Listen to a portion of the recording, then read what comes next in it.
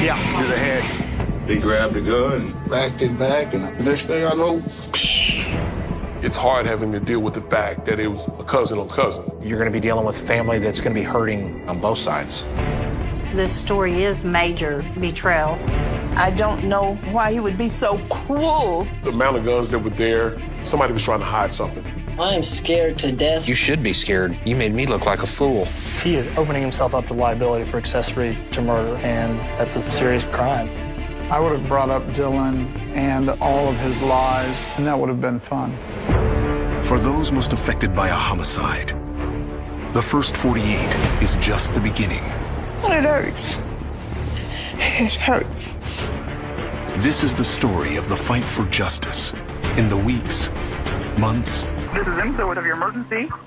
I was just now walking up the street, and I look up in the driveway, and there's a guy sitting in the chair with a gunshot wound to the head. Now, is he still breathing? Yeah, he's still breathing. Just keep talking to him. Tell him you got help on the way. Is it be a gunshot wound? Yeah, to the head. Adam 301. Victim's gonna be in grave condition. He's heading to St. John's.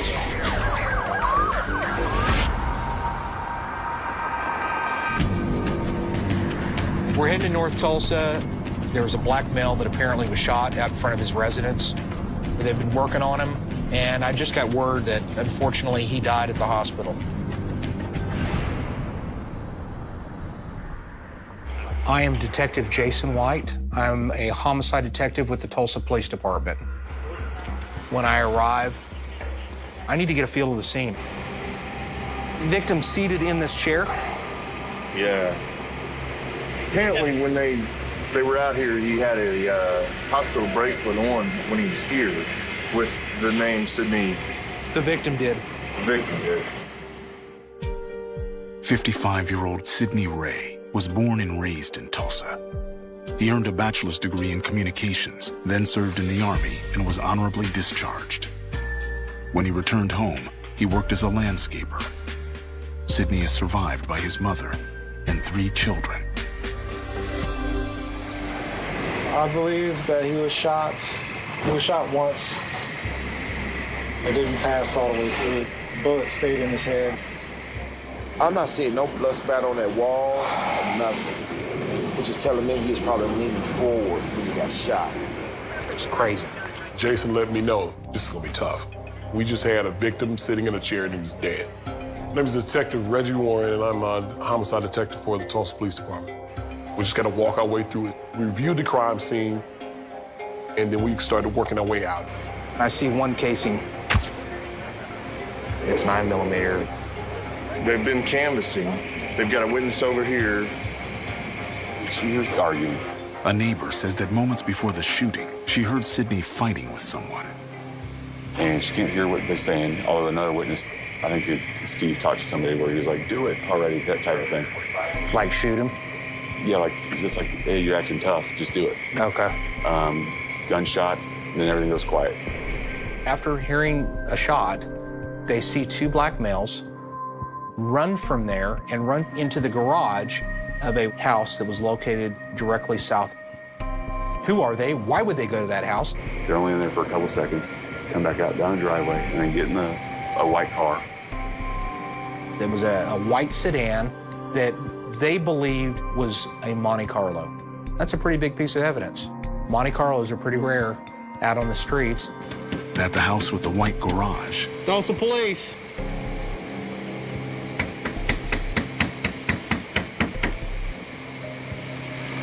No movement? No. Well, it looks like we may have to search it. Yeah. Probably gonna need a warrant for that one and this one. 3 hours in, So you want one for both addresses? Yeah. the team waits on search warrants for the house and the neighbor's garage. We actually made contact with the resident of that location and explained to him, we have this incident. We have a witness that happened to see these guys run over to your residence. Was there any reason why anybody would have been over there? And he claims, no, I don't know of anybody that would have been over there. And then so therefore he agrees to allow us to go ahead and look in the garage of his residence. What's up down there? just inside of the garage door, and to the left, we found several guns. Is that yours? Yeah, I have no guns. I'm talking to Dylan. Dylan said, those are not my guns. Well, why are they in your garage? Look at this. It's a 9mm. It's cocked back. Boom.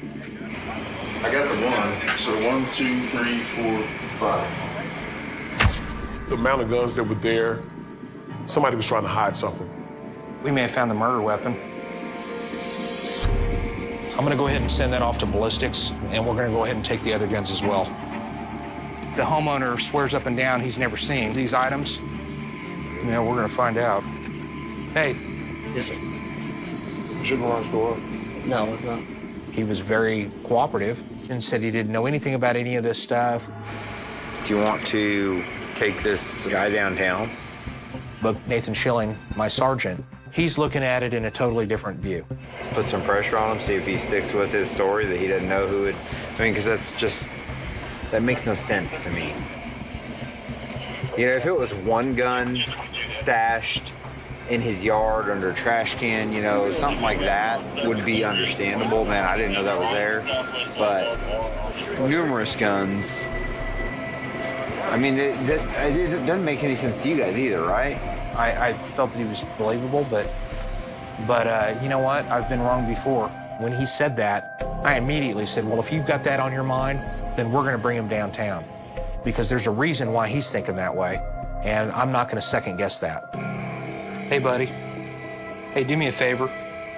Throw your shirt on, put your shoes on, and grab your phone and come with me real quick.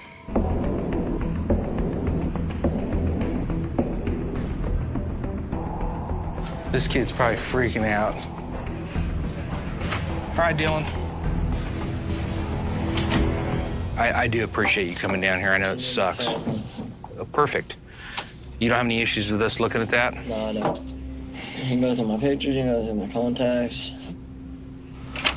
No, I really don't know much. Like I said, I'm It's not his phone. really there. He's giving us an A-OK to dump it, look at it, whatever we need to do. Has any of your neighbors ever had anybody go inside of your garage? No. Did you ever receive any phone calls this evening from anybody? Hey, bro, I'm gonna hide something. I'm gonna put something over in your garage. Is that all right? I'm listening in on it, and you're not gonna have that amount of guns in your garage and not know why they're there or how they got there. Did you hang out with any black guys at your house? Not really. The reason I ask is I see this picture here with that guy up by your garage. Yeah. You know who that My is? buddy Skylar. I'm gonna take your fingerprints right quick, and that way I can compare it to any prints that are gonna be on those guns. You don't have any issues with me getting a DNA swab, right? No, I don't care. Good. I'll be right back. I'll grab you. Okay? Okay. I'm just not feeling him. I'm really not. Yeah, I think if this kid knew anything, I think he'd be telling us. I really do. Did you say he had a friend named Skylar? Yeah. You know him? Black male? Yeah. No, he just made that up. Really? Yeah. It's not a typical name that a black male would be named. There ain't many black Skylars that I know. There, I said it. Hey, look what they found. Went to this kid's Facebook page and found the Skylar he's talking about. This is a white belt. All right, I'll ask him about it. Now he's got to explain his way out of it. He doesn't know how to do it. Our strategy is now to tell him he's lying. White shows Dylan the picture of the white male found on his Facebook page. That's Skylar. That's not the guy in that picture that you said was Skylar. Which immediately told me that he could have been there when this thing happened. So why are you lying?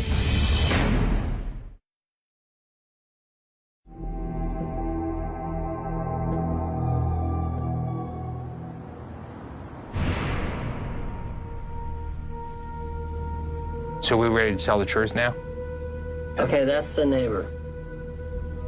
Up by your garage. Yes, he helped me push my truck out. His name's Reggie. Reggie. And which house does he live at? I've seen him next door, next to me, to the left. Like the one that the murder happened at? Yes. Yes. Why wouldn't you tell us that? Because he's in the picture, and I didn't want you guys to think that I was hiding anything. But you are. You having a cache of guns in your garage, and you don't know why they're there or how they got there? We're gonna talk about that. We know you're scared, bro. Yeah. I am scared to death. Leave the fear out of this. Stop the fear. All my partner's trying to do is get out why they did what they did. He's trying to solve a murder, bro. Somebody lost I their know, life buddy. today. I want somebody to find out who shot them. But if you really, really mean that, I mean, you will start being truthful with us. And all of a sudden, he's having to make decisions that are possibly life-altering decisions to the police. I was inside for about 95% of the day. I decided to go outside and roll a blunt. I opened my garage door. I heard boom, a bang. I stopped rolling the blunt. Reggie came over, threw the guns underneath the toolbox. Reggie and some other black guy. I said, "What are you doing?" He said, "I gotta hide him. Sidney just shot himself." I said, "Dude, I'm getting out of here." He ran out. I locked the door. I got in my car and I left. And what did the other guy look like? He was a black guy.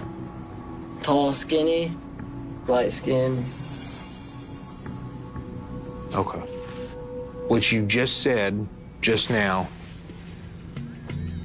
at 1:52 in the morning is a whole lot more than what you have said at all. You know what I mean? All right. I apologize, guys. I'm just scared. Well, you should be scared. You made me look like a fool because I actually believed in you. It just really felt like I'd been kicked in the stomach. Sit tight. It just makes things so much more difficult when it could have just been really easy. Well, I got snowed. Little liar. Hey, Nathan. Man, I'm really proud of you. I'm proud of Reggie, too. I'll give credit where credit's due. That's why we're a team. It's about the teamwork. But at the moment when that happened, I felt a little bit like disappointed that I wasn't seeing what they were seeing. I think you were just straight lucky, but all right, that's good job. He stated that Reggie said Sidney had shot himself. 54-year-old Reginald Sutton has multiple felony convictions, including burglary, drug possession, and shooting with intent to kill. Who's this? That is Reggie. Are you sure? Yeah. Even though he did lie to us, Dylan is pivotal. He's a guy that was instrumental in us being able to at least identify one of the two people that we need to find.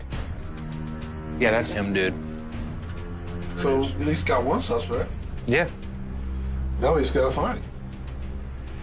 And that car's still running around up there somewhere. And it was a white Monte Carlo that was seen leaving to the west from where the crime scene was.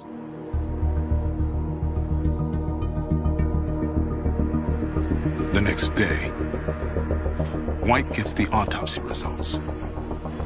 Is it possible that this guy could have shot himself and somebody could have walked by and took the gun? I mean, it's not beyond the realm of possibility. But when you take the trajectory of the bullet, that's really what I'm looking for. Here's where this wound is, at the top of his head. I'm not feeling self-inflicted. That is more of somebody coming up from behind, sticking the gun up there and putting it up against his head and pulling the trigger. So I'm gonna take what I have up to the district attorney's office and we're gonna see if we can get this warrant out today. An arrest warrant is issued 20 hours into the investigation.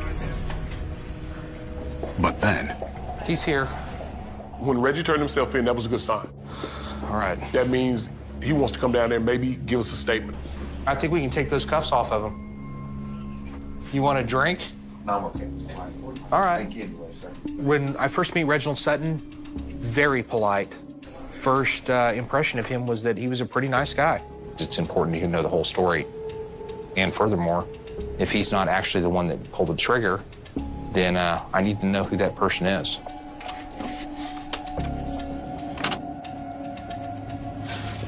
Oh. Tell me about what happened last night. Okay, it was my cousin Sidney Ray. They're cousins, legitimately blood cousins. You're going to be dealing with family that's going to be hurting, maybe potentially on both sides. Okay, I was over to that house. He started yelling and woofing, and that's how he do. So I said, chill, Ken folk, give him a cup, man. Don't chill, man. He pulled a 9 out. I said, I'm your cousin, man. You gonna do that to me? So he sat back down and sat it in the chair that brown chair was in. So he started doing it again. So I ran up to him. And that's when he took a knife and hit me right here. Okay. So he took the gun out. I said, you gonna do me like that, man? Yeah. So he put it out. I just did like that. Look at me that, man. He went off, son. Reggie now says that he and Sidney were both holding the gun when it fired. When they're being super polite, I mean, is he trying to scam me? Yeah. We already know the answers. We're just gonna see how truthful you're gonna be. You know, I've interviewed a lot of people that were up there last night. There was another male that essentially you went with. I'm interested in knowing who he is. There was more to that story.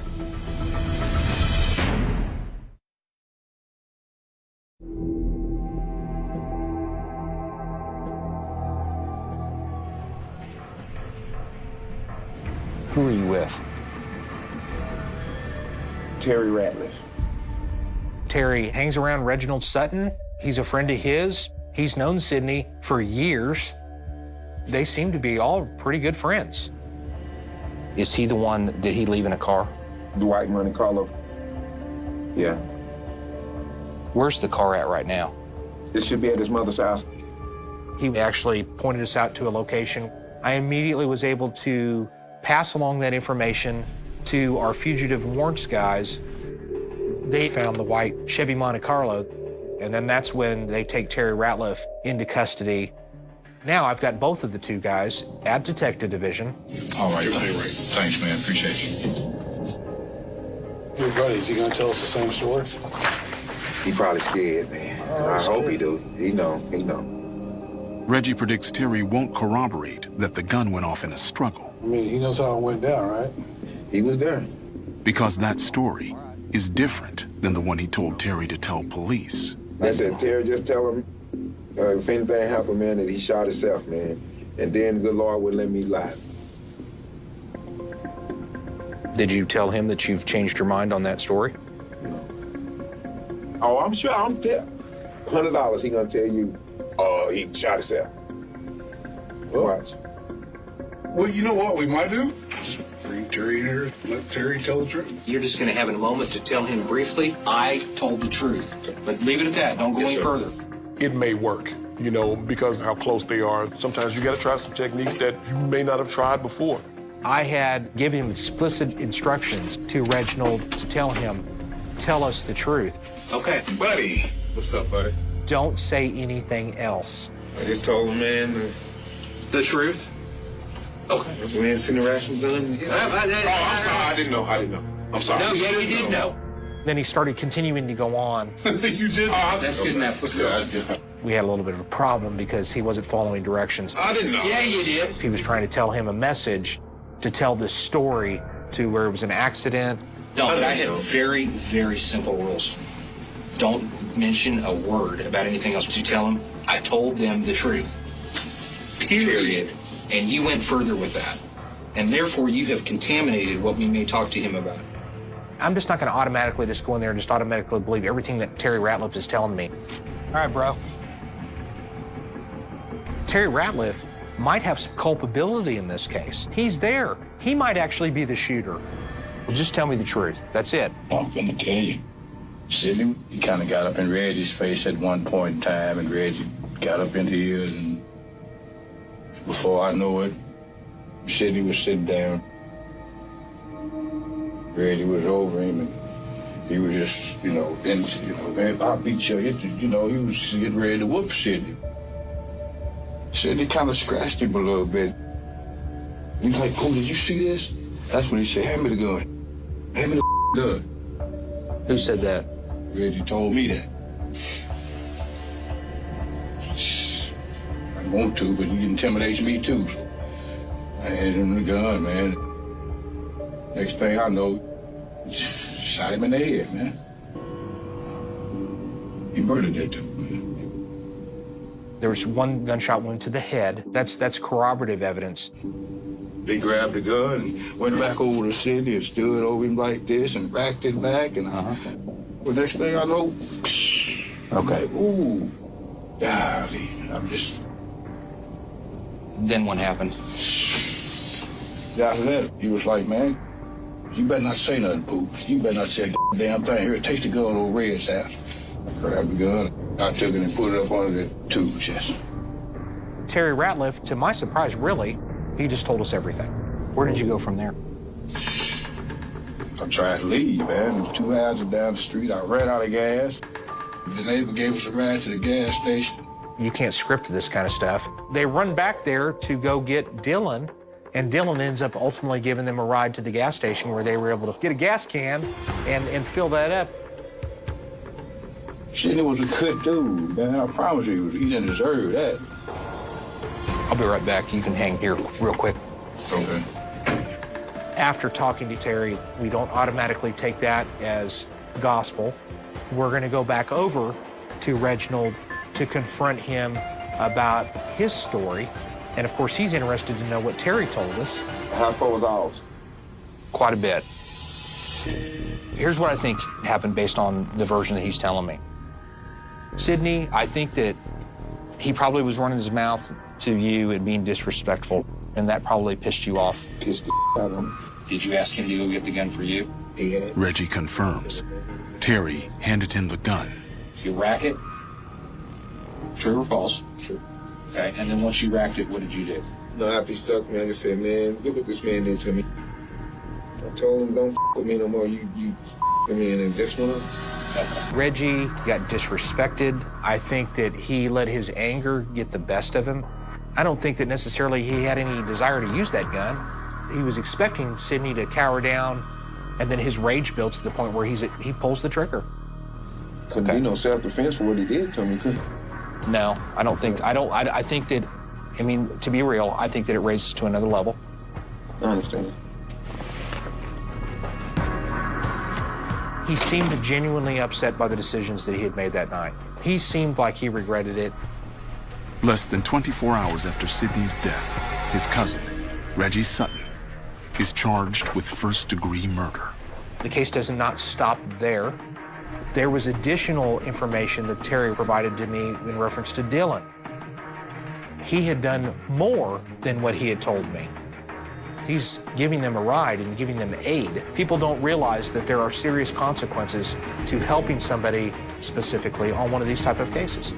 Dylan withholding that information, that was important information.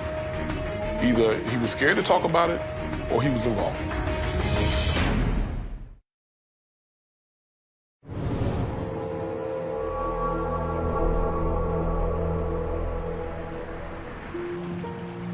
Now, this was junior high. He played basketball there. They won the championship when he was like in the 10th grade. Sidney's family gathers to remember him. This is a picture of me and his aunt went to his college graduation. He was real happy to get that degree. And I was proud of him then. I took this with him the last time I saw him. Because I'm glad I did. It still kind of feels surreal. This person who killed my dad, you know, it doesn't make any sense to me. They were first cousins. His mother and I were sisters. His mother died when he was 13, 14, and we just cared for him like he was another son, you know. It hurts. It hurts.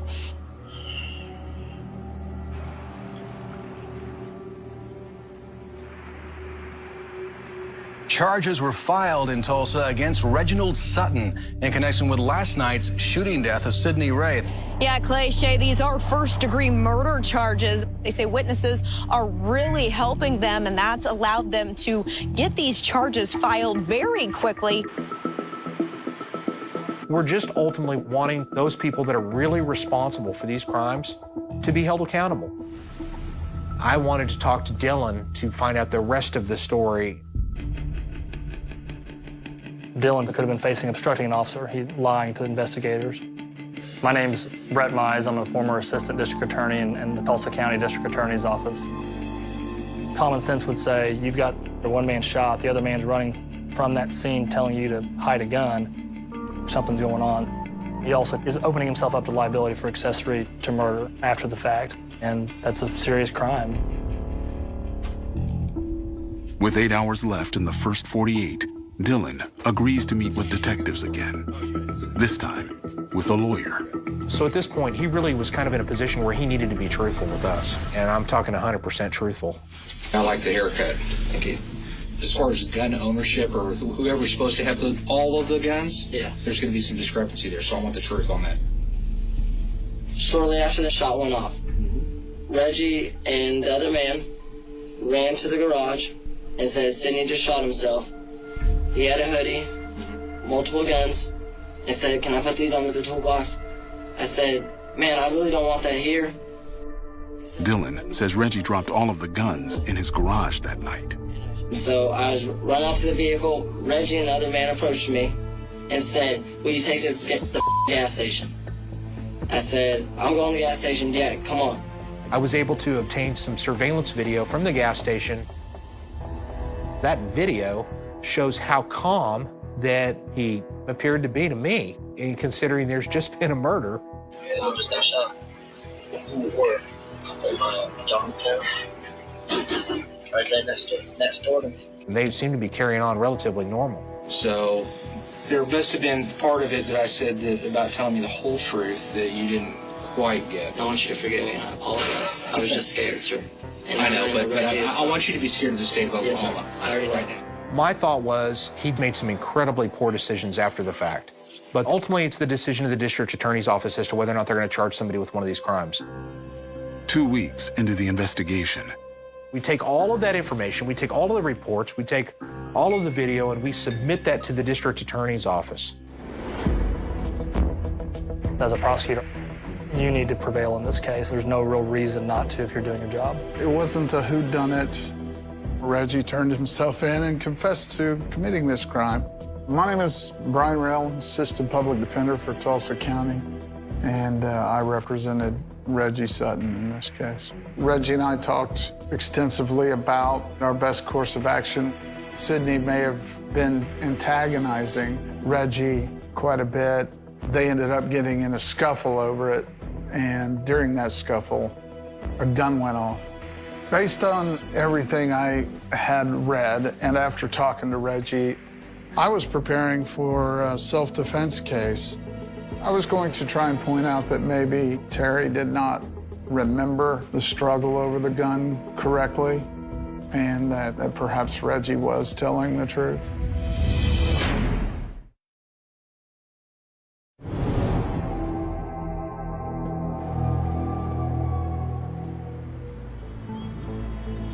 The evidence in this case obviously led me to lean on self-defense.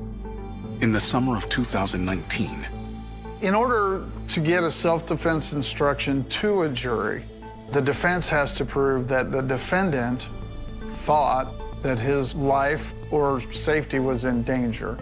Mr. Sutton had indicated that he was wounded in this confrontation. The medical examiner would show us that the trajectory of this bullet traveled through Mr. Ray's skull in a backward, downward, and leftward direction, which completely contradicts any sort of self-defense claim and corroborates Terry's testimony. It would have been very difficult for me to explain the trajectory of the bullet and the location of the victim during the shot that was fired. I couldn't imagine a demonstration to a jury that would explain Reggie actually being in fear of anything at the time. Mr. Sutton, who's standing up, requests a firearm, gets the firearm, racks the firearm, pulls the trigger while his cousin's sitting down seated in a chair, that makes this premeditated murder. And so in this case, Reginald Sutton was charged with first-degree murder, which carries up to life or life without the possibility of parole. Those are the only two sentencing options. At this point, we were going to have to admit that we fired the gun that killed Sidney. This was an altercation instigated by the victim and tragically ended by my client. Under Oklahoma law, killing somebody in the heat of passion during an argument is manslaughter in the first degree. His minimum sentence would have been 20 years and his maximum would have been life. The goal was to get the number as low as possible. 6 months after Sidney's death, the day of the preliminary hearing, Reggie faces his family for the first time. I see a number of people that are in the gallery. I assume that there's probably going to be people on both sides. I think it's hard having to deal with the fact that it was a cousin on cousin. That's not easy for the family. Everybody being related is more difficult to get over. My name is Angie Travis, and I am a victim advocate with the Tulsa County District Attorney's Office. In most cases, people take different sides. This is one where the family members all stuck together. What I got was the family was unified, and they were really absolutely against Reggie. I was shocked. They were more there for Sidney and his memory, and that really they kind of painted the picture that Reginald was somewhat of a bully and not quite as nice as advertised. He was looking at murder in the first degree, life or life without parole. But our goal in this case, he was always to work out a plea negotiation. But the hearing is over before it begins. The district attorney's office had offered us 30 years, second-degree murder, with hopes of further negotiations.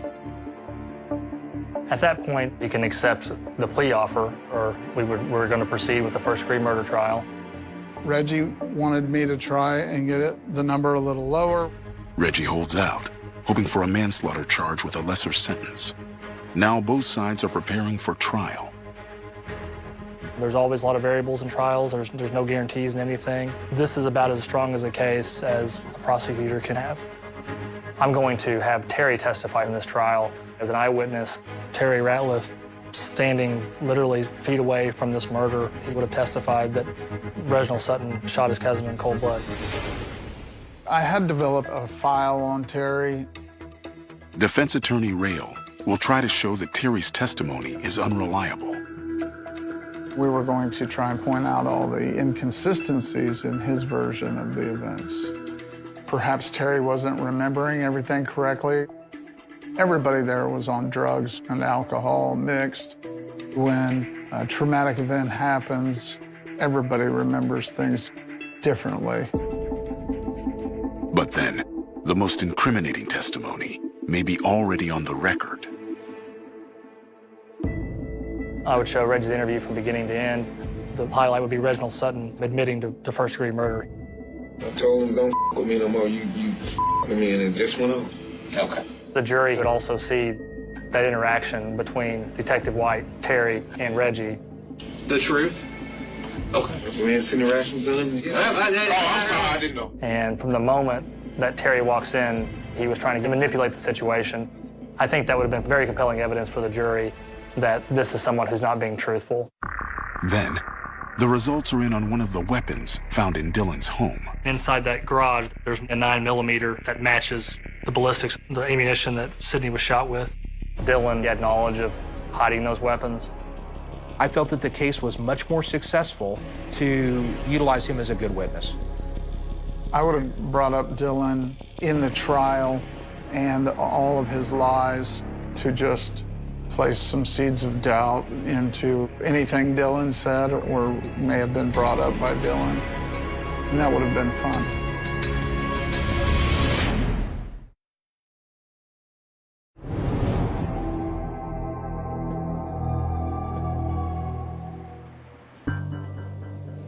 I think they should have at least charged Dylan with misdemeanor obstruction for flat out lying to the police. The state, we have to make decisions.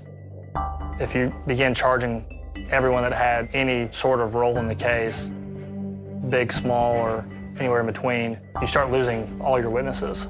A year since Sidney's murder, the DA decides not to pursue charges against Dylan. And so, to me, the decision has to be made, is this somebody that needs to be punished for what they did at the expense of potentially making the murder case more difficult? Dylan was going to be an important witness. I was going to call Dylan to testify.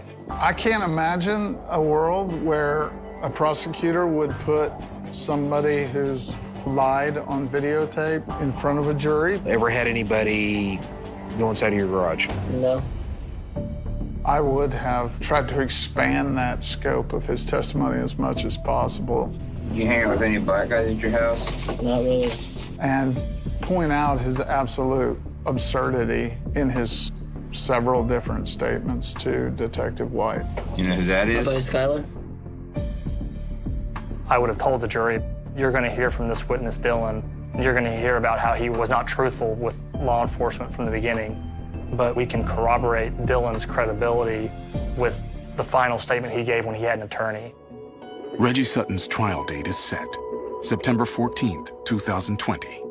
Time is running out to accept the plea. Reggie didn't want to take the 30 on murder 2. Initially, the recommendation offered us. When defendants are older, the math simply makes it more difficult to make plea bargains happen. The older the age of the defendant on a murder case, there's just not a lot of incentive for a defendant to enter a plea. I can only assume that Brian had had substantial conversation with Reggie before this date. I explained to Reggie the difference between going to prison for murder 2 and going to prison for manslaughter. They get a lot more freedoms and comforts than somebody who is in prison for life on a murder case. They get a lot of time in the yard to see the sunlight. They would have had to have amended the charge down to manslaughter, and that was the goal in this case. With Reggie Sutton's murder trial just a month away, we go to this discovery hearing. I walk in the courtroom. I talk with Brian. If you don't take this offer, we're not going to afford you that plea offer anymore. And he asked for a few moments with his client to speak with him. I think Reggie, he was anxious about having to make that decision. So when Brian came back and said that he was willing to accept 25 years on a manslaughter charge, I was surprised. Mr. Sutton is in his mid to late 50s. The math's not on his side. I was actually shocked and ecstatic that we were able to work that deal out. But his age, I think, played a role in Brett coming down to 25. It's essentially a life sentence. It's just a lot more comfortable life. Reggie Sutton agrees to plead guilty to manslaughter. I find alcohol and drugs change people in a horrible way. I can't imagine a lot of my clients doing what they did, and they can't imagine it either. Ultimately, it's about achieving justice for the family and protecting the public, and I believe this plea bargain did all those things. But Reggie's sentence hasn't been accepted by the judge. I wanted to reserve sentencing so that the victim's family could give the court their victim impact statements and to have their day in court. The judge could refuse to accept the plea agreement based on the victim's impact statements. Reggie was looking forward to seeing some of his family. 3 weeks after Reggie Sutton's plea. At the sentencing hearing, the victim impact statements were obviously extremely personal. This wasn't a stranger. This wasn't somebody they didn't know. How could you do such a sick, evil crime against Sidney, who treated you like a brother? So many of these are absolutely gut-wrenching. In all honesty, I sometimes tend to tune them out a little bit so I can carry on with the legal business. Otherwise, I'd be an emotional wreck. Families should always help each other out, not kill each other. One day you will have to account for all of your evil you have done to people in this world.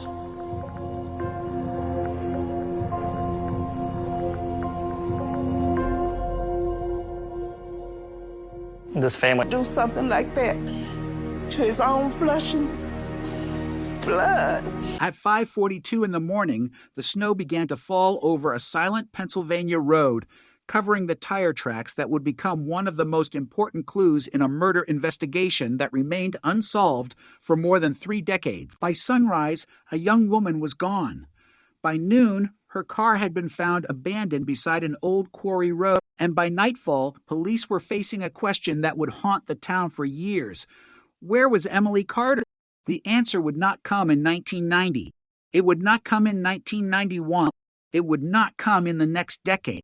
For 32 years, the case would sit inside a box marked closed, while the woman at the center of it remained a name on an old missing person file. Then DNA changed everything. But on that freezing morning in January 1990, nobody knew that. All anyone knew was that Emily Carter had disappeared. She was 24 years old. She worked at a small insurance office in the town of Millhaven, Pennsylvania, a quiet community surrounded by wooded hills, narrow roads, abandoned industrial buildings, and stretches of countryside where a car could vanish within minutes. Emily was known as dependable. She arrived early. She rarely missed work. She called her mother every evening. She had plans. A promotion had been discussed at her office. She had recently started saving for a small apartment. Friends remembered her as cautious, organized, almost painfully punctual. That was why her absence immediately felt wrong. At 7:15 that morning, her supervisor called her home. No answer. At 7:32, he called again. Nothing. By 8:05, her mother was standing outside Emily's apartment. The front door was locked. The lights were off. Her purse was gone. Her coat was gone. But the apartment looked untouched. A half-finished cup of coffee sat on the kitchen counter. The television was still plugged in. A calendar hung beside the refrigerator. January 1990. One date had been circled. January 14th. Emily's birthday. Her mother stared at the calendar for several seconds. Then she noticed something else. Emily's bedroom door was open. The bed had not been made. A pair of shoes sat beside the closet. Everything looked normal. Almost too normal. Her mother called the police. Within an hour, officers were at the apartment. They searched the rooms. They checked the bathroom. They checked the bedroom. They checked the kitchen. Nothing suggested a struggle. No broken glass. No blood. No overturned furniture. No obvious sign of violence. The first theory was simple. Emily had left voluntarily. Maybe she had gone somewhere. Maybe she had decided to stay with a friend. Maybe she had taken a spontaneous trip. But then an officer found her car. It was parked nearly 6 miles away. A blue 1987 sedan. The driver's door was locked. The passenger door was unlocked. The keys were missing. Emily's gloves were inside. Her coat was not. There was a receipt on the dashboard. A gas station. 6:11 a.m. The amount was small, less than $10. The receipt showed something else. A time. And a location. Investigators drove there. The clerk remembered Emily. He remembered her face. He remembered the car. But what he remembered next changed the direction of the investigation. Emily had not been alone. A man had been standing beside the vehicle. The clerk described him as tall, dark jacket, baseball cap, late 20s or early 30s. He had not purchased anything. He had simply waited. When Emily walked inside, the man remained outside. When she returned, they spoke. Then both walked toward the car. The clerk assumed they knew each other. That assumption would become one of the most painful possibilities in the case, because if Emily knew the man, she had not been forced into the car. She may have trusted him. The police asked for a description. The clerk gave one. But there was a problem. It was winter. The man had kept his face partially covered. No photograph existed. No surveillance camera existed. No license plate had been recorded. There was only memory. And memory was fragile. Investigators began searching the area around the abandoned vehicle. The snow had been falling for several hours. Most tracks were already disappearing. But near the driver's side door, officers found something. A partial footprint. size 11, deeply pressed into the snow. The tread pattern was unusual. A diagonal line crossed the center. 3 small blocks appeared near the heel. An officer photographed it. Then another. The measurements were recorded, but no one knew how important that photograph would become. At the time, it was simply another clue. The search continued. Police followed a narrow road leading toward an abandoned limestone quarry. The road was barely maintained. Trees crowded both sides. The deeper they went, the less traffic they encountered. Then they found something hanging from a branch. Emily's scarf, red, wet with snow. It was approximately half a mile from the car. There were no footprints nearby, no blood, no body, just the scarf. The discovery changed the atmosphere immediately. This was no longer treated as a voluntary disappearance. The area became a crime scene. Search teams arrived. Dogs were brought in. Officers moved through the woods in line. They searched beneath trees. They checked drainage ditches. They inspected abandoned structures. They looked inside the quarry. Nothing. Then, shortly before sunset, one searcher noticed disturbed earth near a fallen tree. The ground had been covered with leaves, but beneath them was something white, a piece of fabric. Investigators carefully removed it. It was part of a blouse. Emily's mother identified it. The investigation had crossed a line. Emily was no longer simply missing. Police now believed she had been attacked, but where was she? That question dominated the town. Local newspapers printed her photograph. Volunteers organized searches. Churches announced prayer gatherings. People drove slowly along rural roads looking into fields and wooded areas. Emily's face appeared on posters in grocery stores and gas stations. The story spread beyond Millhaven. A young woman disappeared after sunrise. Her car was abandoned. Her clothing was found along a remote road. A mysterious man had been seen with her, and nobody knew who he was. For weeks, investigators followed leads. They interviewed friends, co-workers, former boyfriends, neighbors, people who had argued with Emily, people who had admired her, people who had barely known her. One former boyfriend immediately became a suspect. His name was Daniel Morris. He and Emily had dated for almost 2 years. They had separated 3 months before her disappearance. Friends said the breakup had been difficult, but Morris had an alibi. He had been working an overnight shift at a factory. 3 co-workers confirmed it. His time card supported the claim.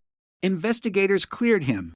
Then another name surfaced, Michael Kane, a delivery driver who had occasionally visited Emily's office. He had reportedly asked her out several times. She had refused. Kane denied knowing where she was. His vehicle was searched. Nothing was found. He was cleared. Then investigators heard about a man named Stephen Ward. Ward lived near the quarry.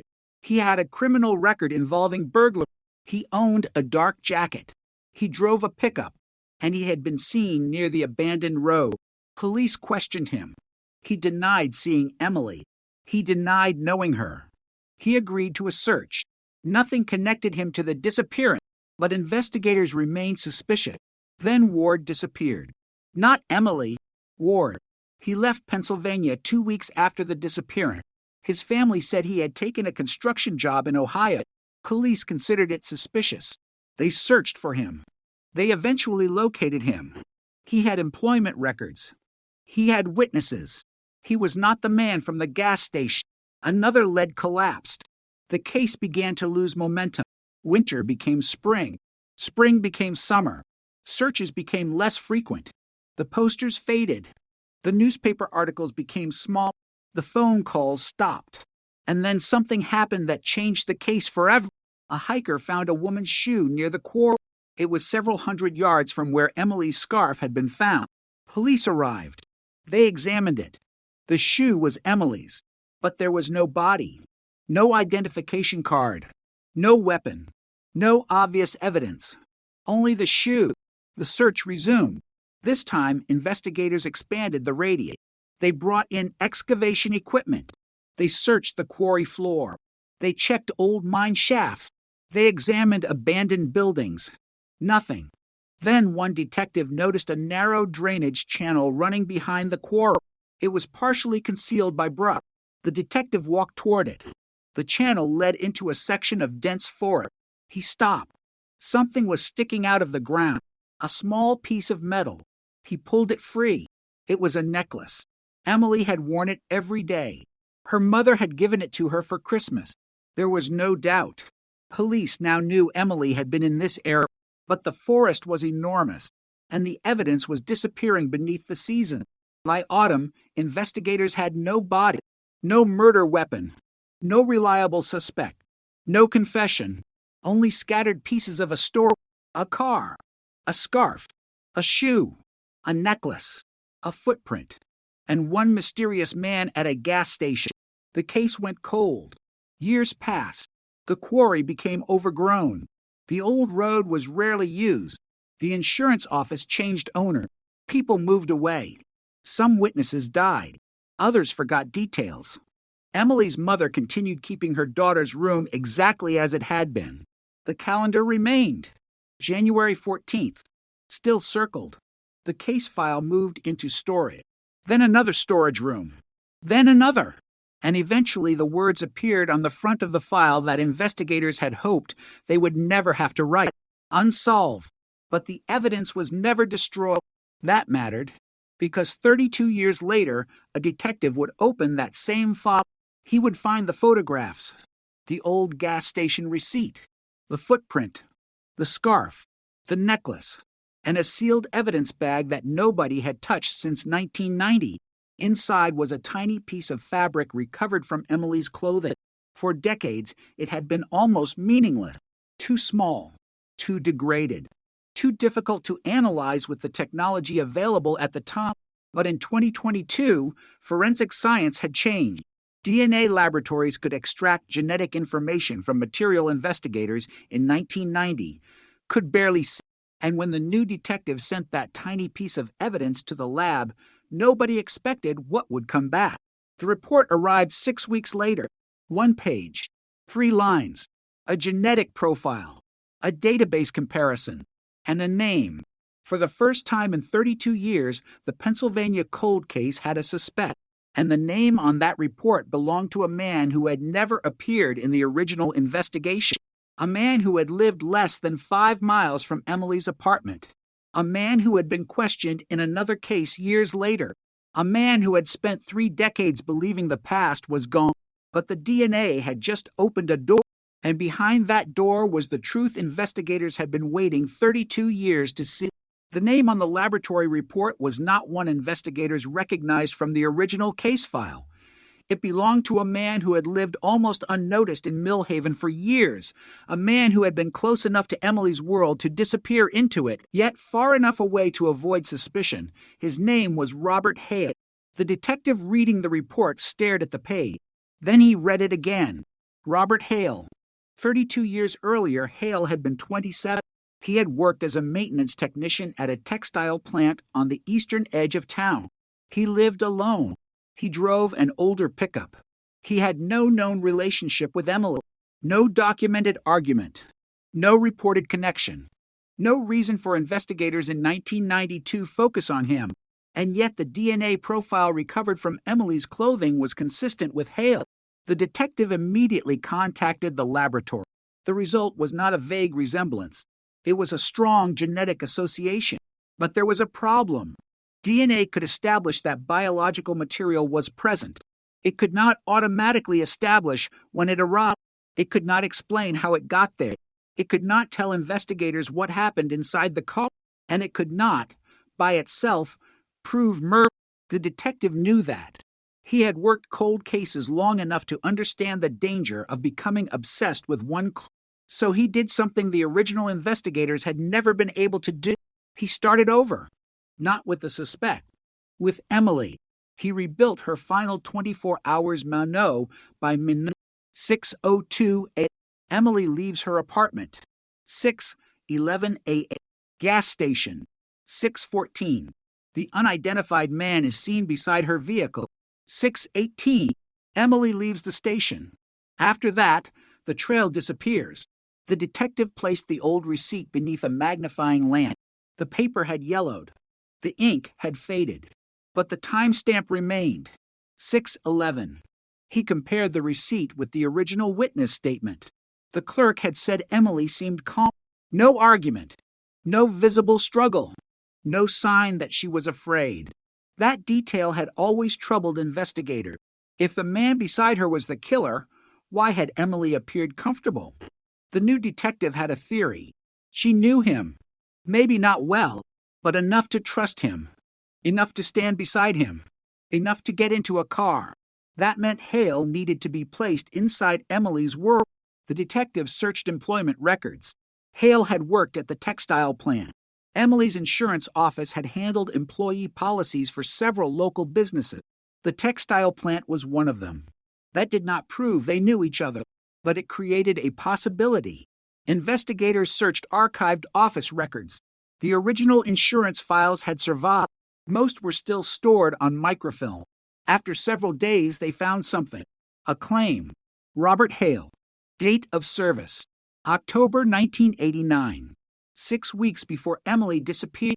The claim had been processed by Emily Carter. The detective stared at the signature. There it was. Emily had handled Hale's insurance paperwork.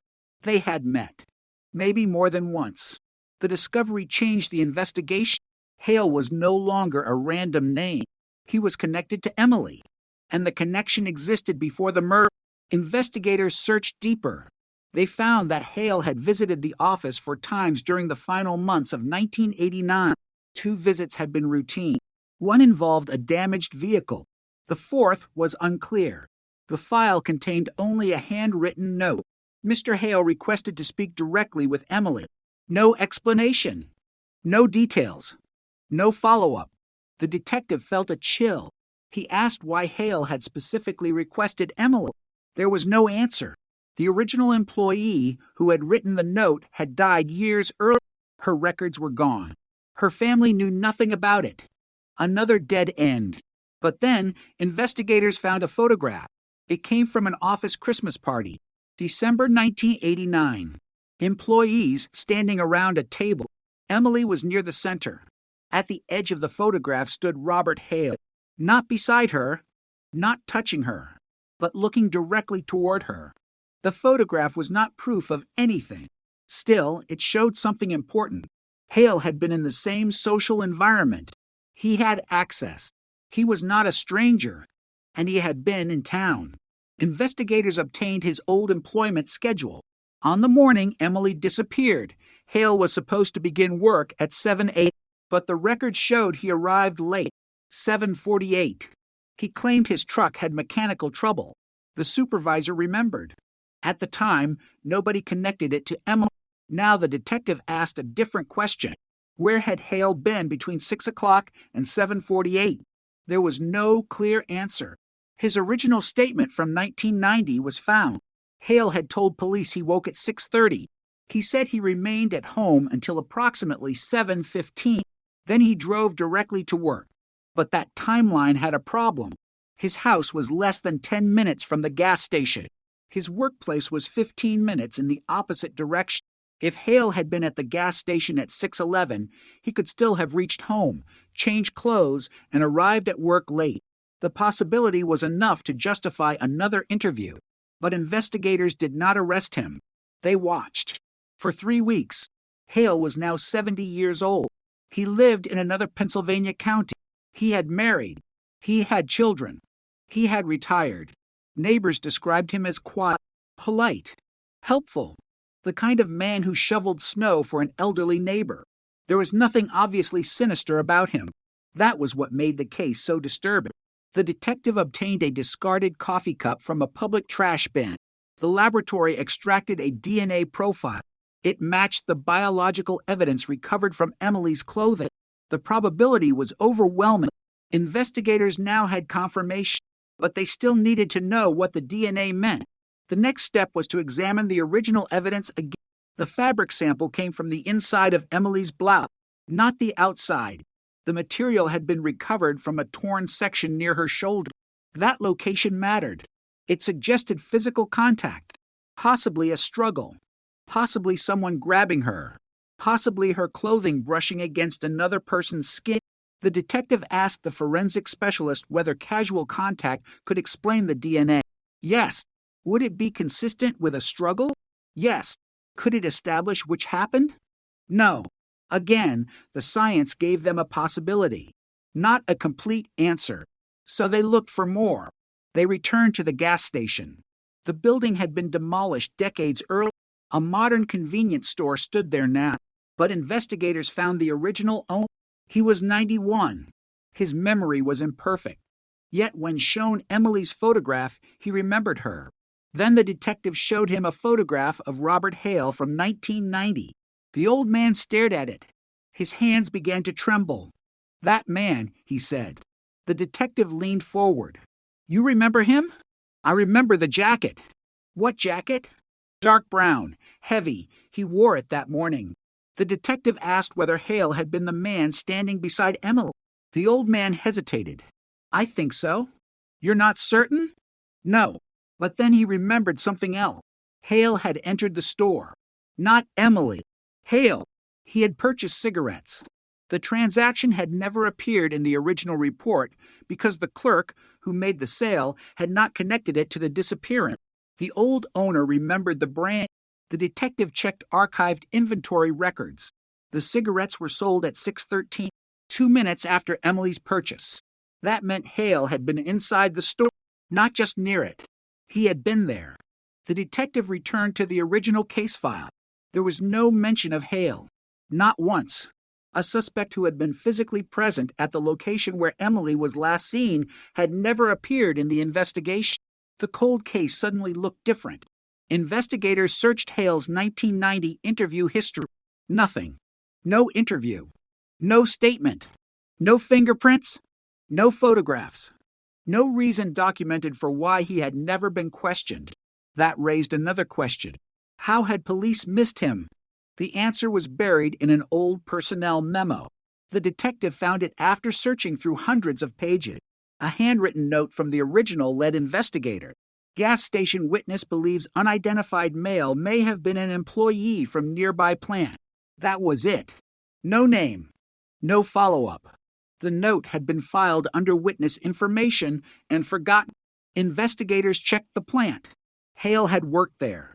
He was one of only 12 male employees matching the description, and he had been scheduled to start work that morning.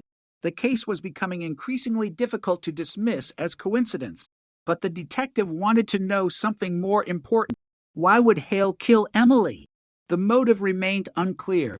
Investigators searched his financial history. No obvious motive. His relationships. No obvious motive. His criminal record. Nothing serious.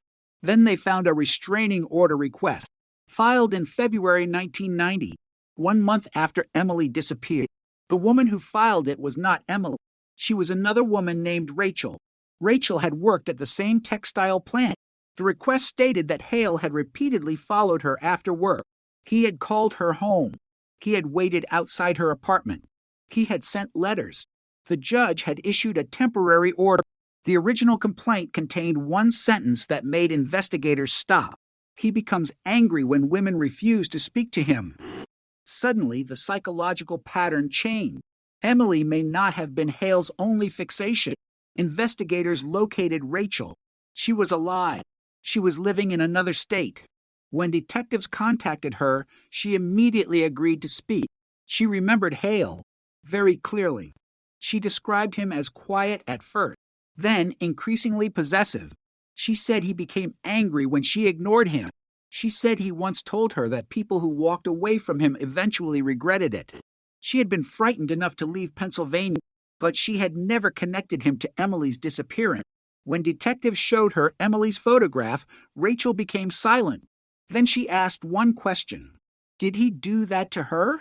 The detective did not answer. He asked why she would think that.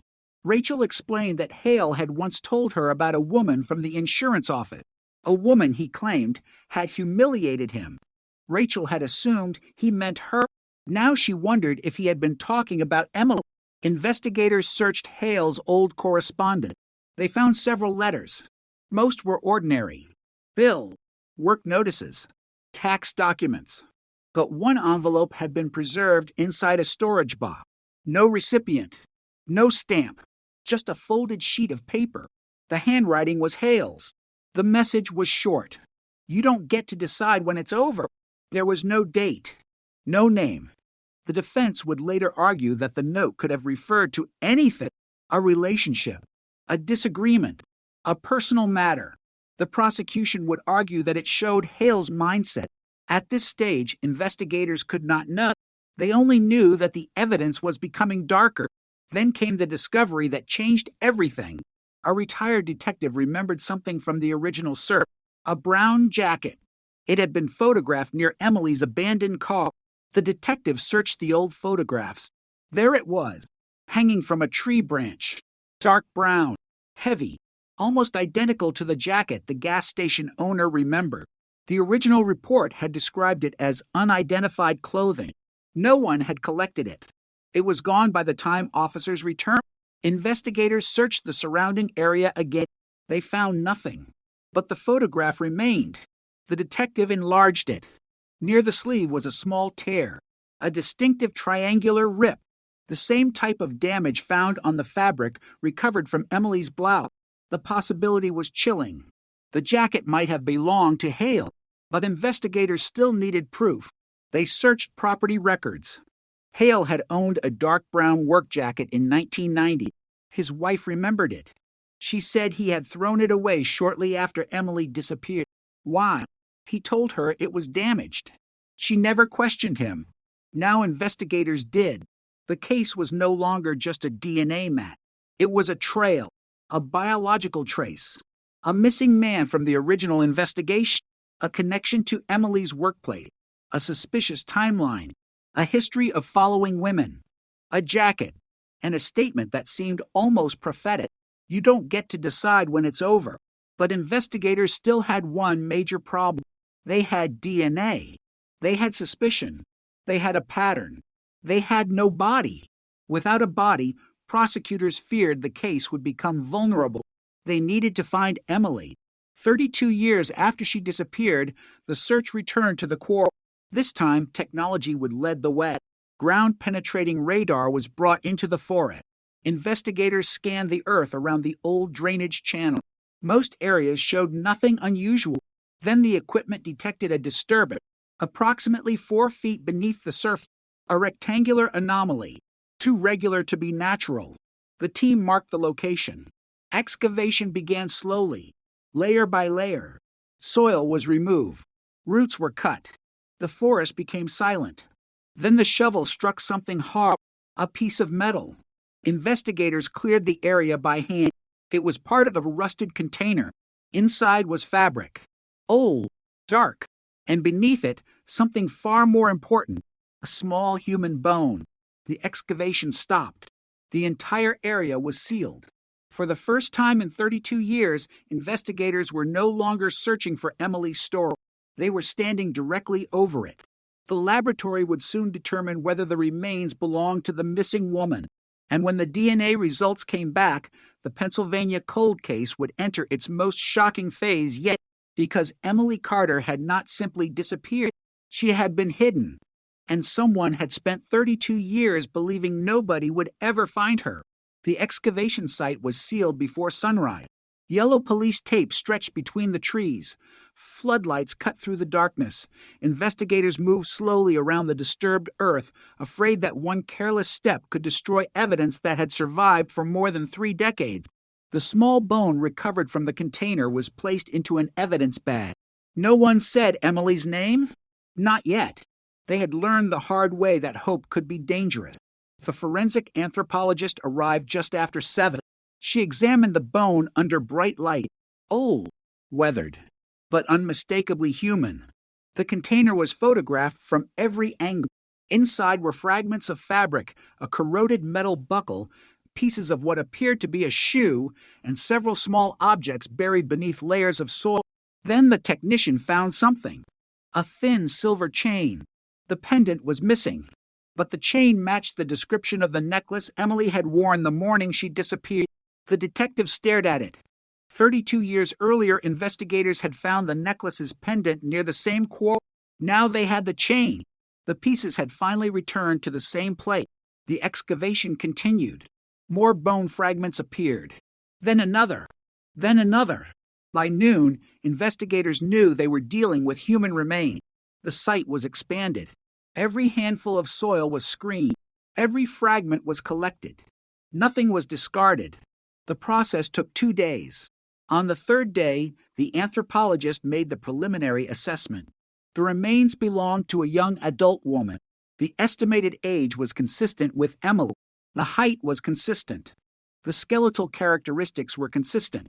But investigators still needed DNA. The samples were sent to the laboratory. The weight was unbearable. Emily's mother was still alive. She was 86.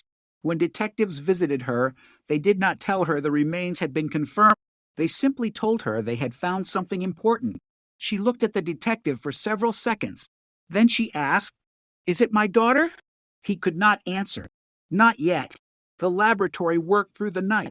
A sample was extracted from one of the larger bones. The DNA was compared with a reference sample from Emily's mother. The first result was inconclusive. The sample was degraded. The second extraction produced a stronger profile. The laboratory ran the comparison again. This time, the result was clear. The remains were Emily Carter. After 32 years, she had been found. Her mother received the news the next morning. There was no dramatic reaction, no scream, no collapse. She simply closed her eyes. Then she whispered, "I knew." The detective asked what she meant. "I knew she was there." For decades, Emily's mother had refused to believe that her daughter had simply vanished. She had believed someone had hidden her. Now the suspicion had become fact. The family was finally given the answer they had wanted. But the answer came with another question. Who had put Emily there? The DNA from her clothing pointed toward Robert Hale. Now investigators had remains from the exact area where Hale had once worked and lived. The case was moving rapidly, but prosecutors wanted more. They needed to prove that Hale had been connected to the burial site. Investigators searched old property records. The quarry had changed ownership several times, but in 1990, a section of the land had been leased to a construction company. That company had employed Hale. He had been assigned to maintain equipment near the quarry. The detective read the employment file. There was a handwritten notation. Employee has access to East Drainage Road. The date was January 1989, 1 year before Emily disappeared. Hale had access. He knew the terrain. He knew where vehicles could disappear. He knew where the old drainage channel was. He knew where people rarely traveled. And now Emily's remains had been found there. The prosecution's case was beginning to form, but Hale was not arrested immediately. Investigators wanted to know whether there was more. They obtained a search warrant for his home. The search began at 6 a.m. Hale was escorted outside. He was 70 years old. He looked confused. Then the detective showed him the warrant. Hale asked what this was about. The detective did not answer. Inside the house, investigators searched every room. They opened closets, drawers, storage boxes. They examined the basement. They found old photographs, receipts, tools, documents. Nothing obvious. Then, in the back of a storage cabinet, they found a box. Inside were newspaper clippings. Most concerned Emily, her disappearance, the searches, the discovery of her car, the old unsolved case. Hale had kept them. For 32 years, the detective lifted one clipping. The headline read, "Police search quarry for missing woman." The paper was folded precisely. Another clipping. Family pleads for information. Another. Case goes cold. Another. 30 years later, Emily Carter still missing. The detective looked at the dates. Some were more than 20 years old. Why had Hale kept them? Investigators photographed everything. Then they found something inside the bottom of the box. A small envelope. No address. Inside was a photograph. Emily. Taken from a distance. She was walking toward her car. The photograph had never been released publicly. The detective stared at it. This was not a newspaper photograph. It was personal. Someone had taken it. The image showed Emily outside the insurance office. She was carrying a folder. The date was written on the back.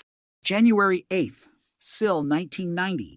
6 days before her disappearance, the photograph changed the case. Hale had been watching her. The detective asked the forensic team to examine the photograph. They found no fingerprints, no usable biological evidence, but the image itself was devastating. It suggested preparation, observation, planning. Then investigators found another photograph.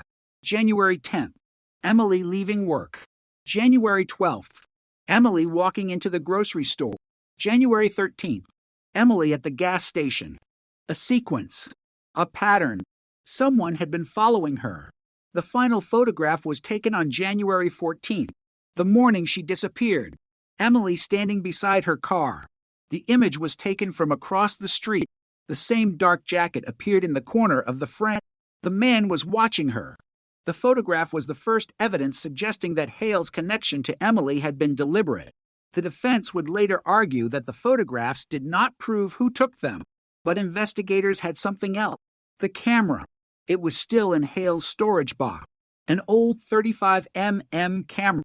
The film had been removed, but investigators recovered the serial number. The model had been sold through a local photography store. The store's records were gone, but an employee remembered Hale. He had purchased camera equipment in 1989. That did not prove he took the photographs. Yet the pattern was becoming impossible to ignore. Investigators then examined the photographs digitally. A reflection appeared in a car window. A figure, partially visible, wearing a dark jacket. The face was unclear, but the body shape matched Hale's approximate height and build. Again, not proof. Another piece. Another connection. Another reason to keep digging. Then investigators returned to the abandoned car. The vehicle had been stored for years before being sold. The current owner had no idea of its history. He allowed police to examine it. The car had been heavily modified. The seats had been replaced. The interior had been cleaned. But beneath the carpet, investigators found an old metal bracket. The bracket had been part of the original interior.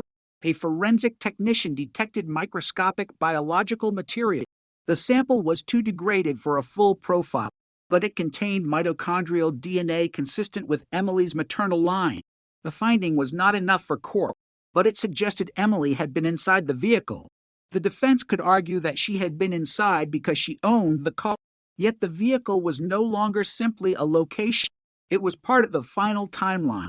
Investigators reconstructed the morning. Emily left home. She stopped at the gas station. Hale appeared. She entered the vehicle. At some point, they traveled toward the quarry. Her car was later abandoned. Her clothing was torn.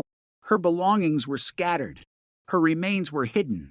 And Hale had biological material on her clothing. The story was becoming clear, but investigators still did not know why. The motive became the final major question. They interviewed people who knew Hale. One former co-worker remembered something. Hale had become obsessed with Emily. He had talked about her. Not casually, repeatedly.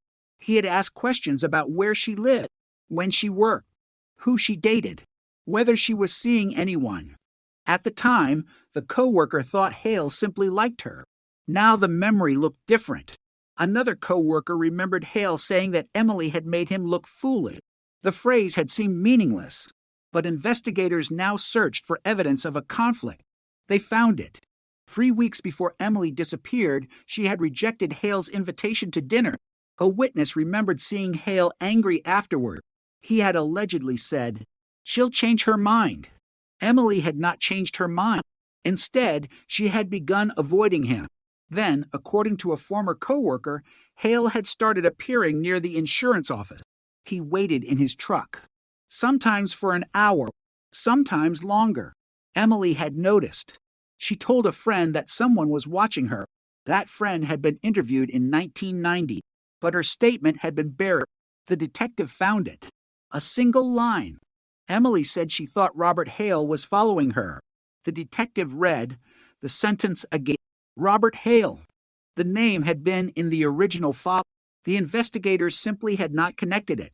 The cold case was no longer being built from modern discoveries alone. The original evidence was coming back to light.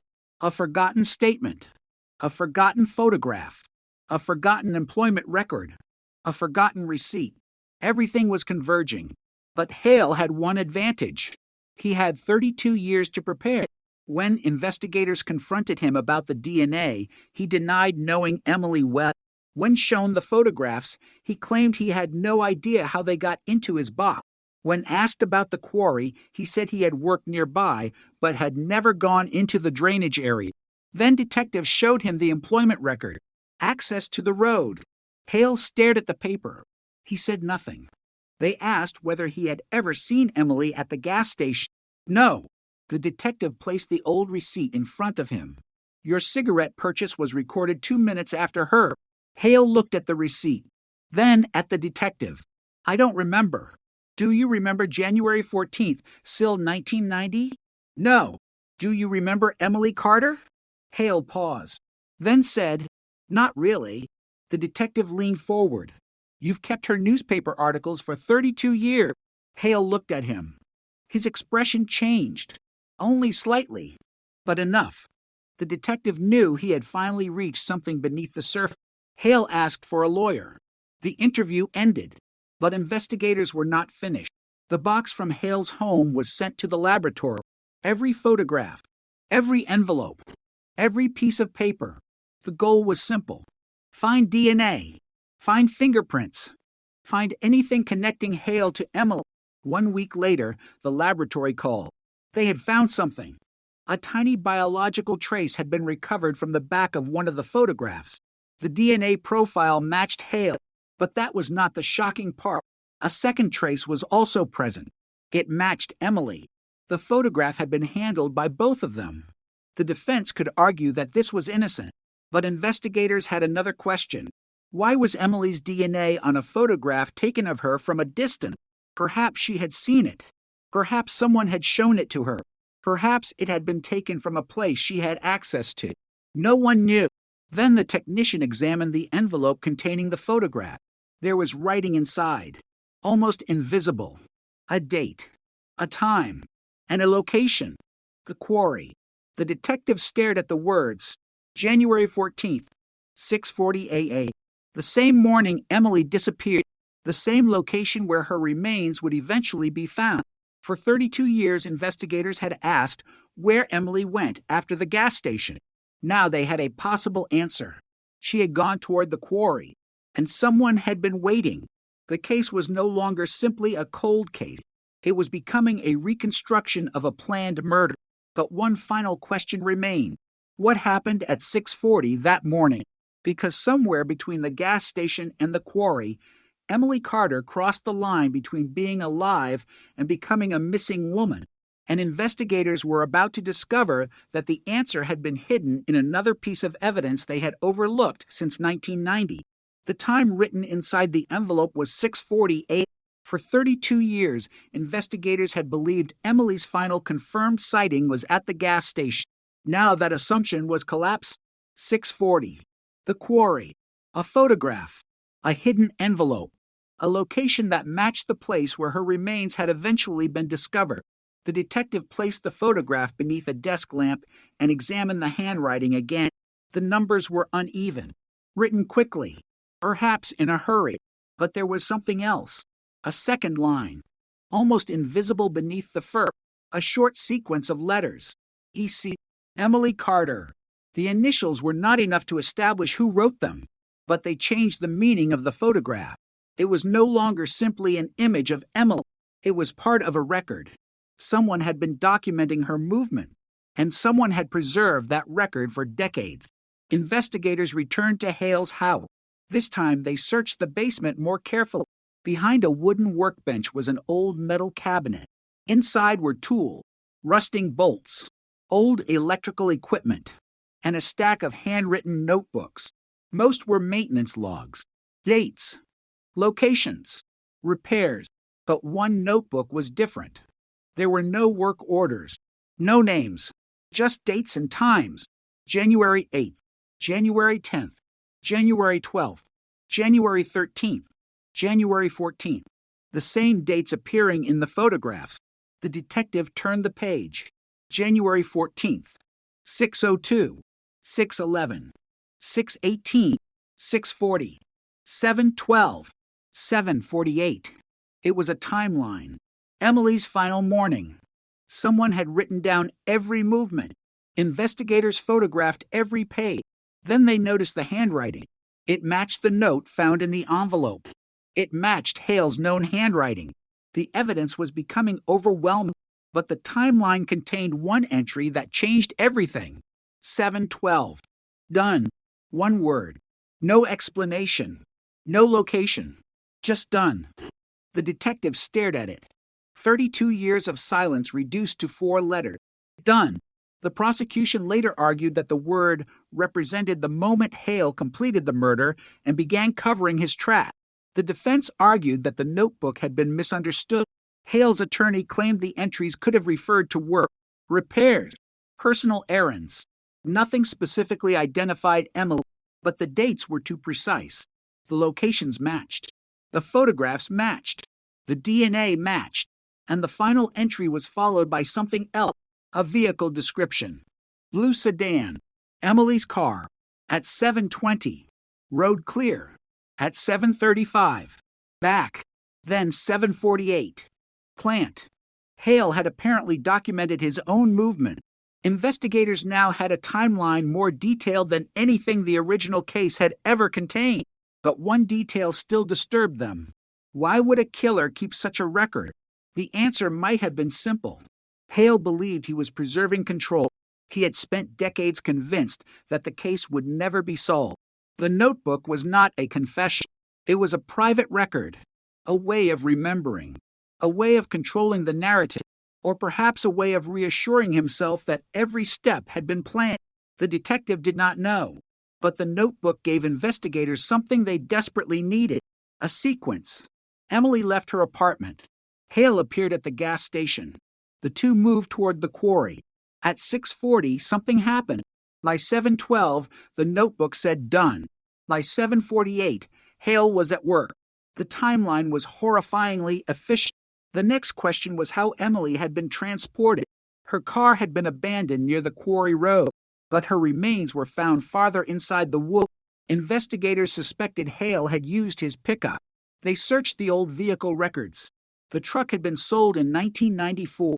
The new owner had died years later, but the vehicle identification number still existed in state records. Investigators tracked down the final registered owner. The truck had eventually been dismantled. Nothing remained, or so they thought. A scrapyard employee remembered that the truck's engine block had been removed before disposal.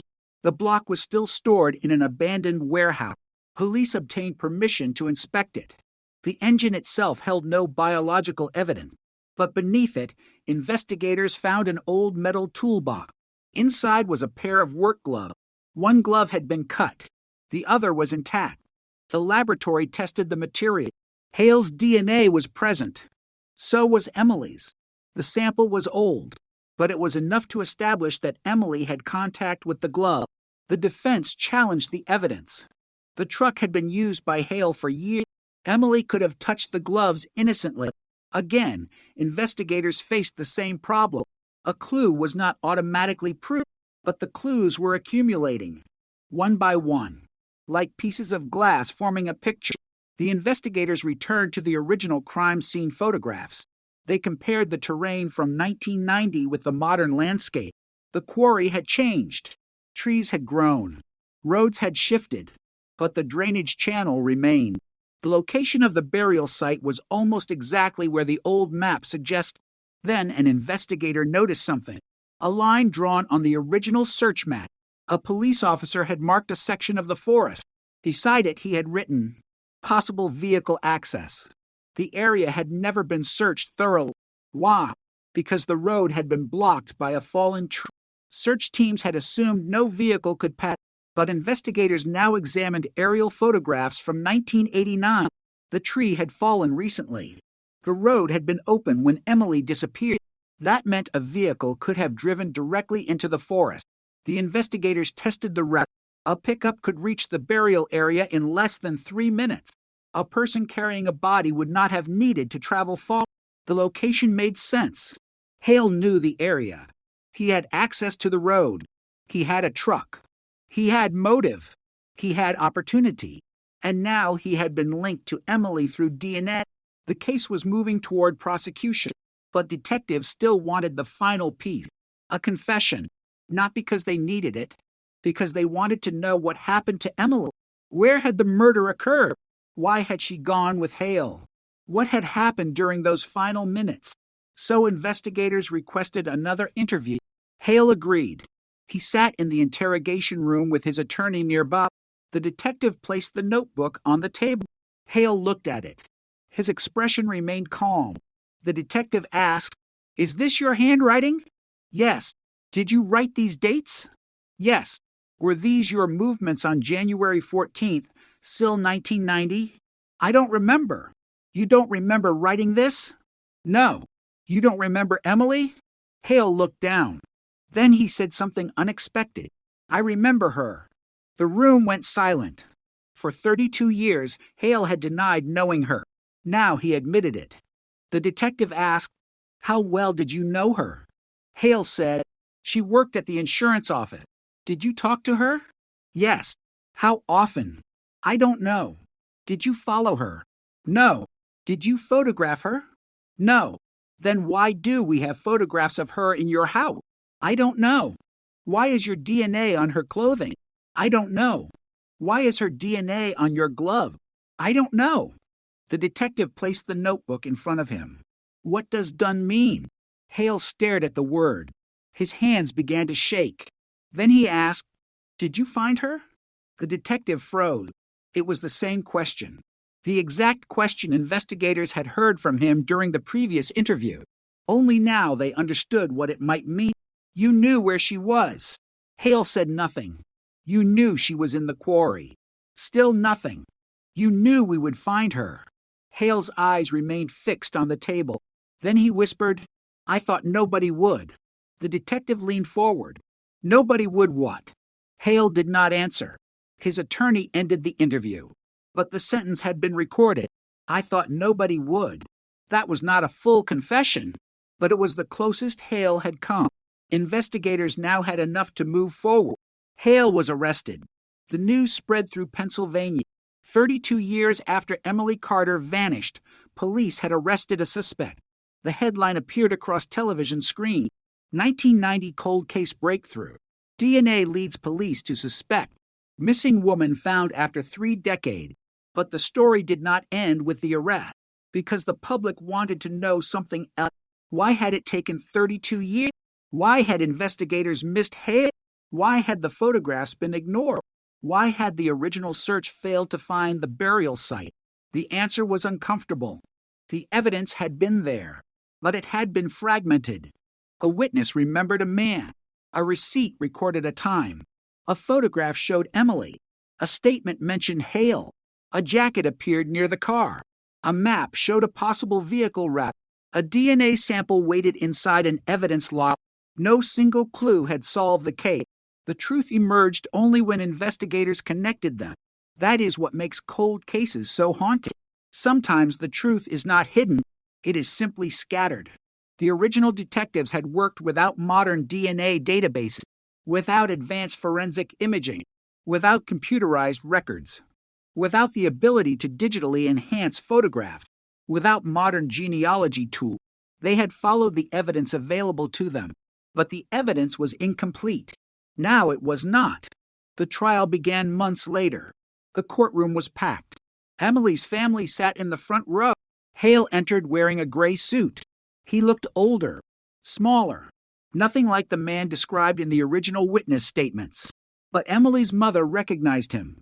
She had seen his photograph. She had seen his name. She had spent decades wondering who had taken her daughter. Now he was sitting only a few yards away. The prosecution presented the DNA first, then the photographs, then the notebook, then the timeline, then the quarry evidence. Each piece stood alone, but together they created something much stronger. The defense attacked the reliability of the old evidence. They questioned the DNA. They questioned the chain of custody. They questioned the photographs. They argued that Hale had known Emily but that this did not prove murder. Then prosecutors introduced the handwriting expert. The notebook belonged to Hale. The note inside the envelope belonged to Hale.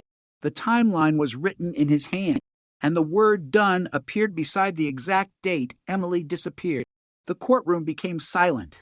Then came the final evidence, the DNA from the blouse.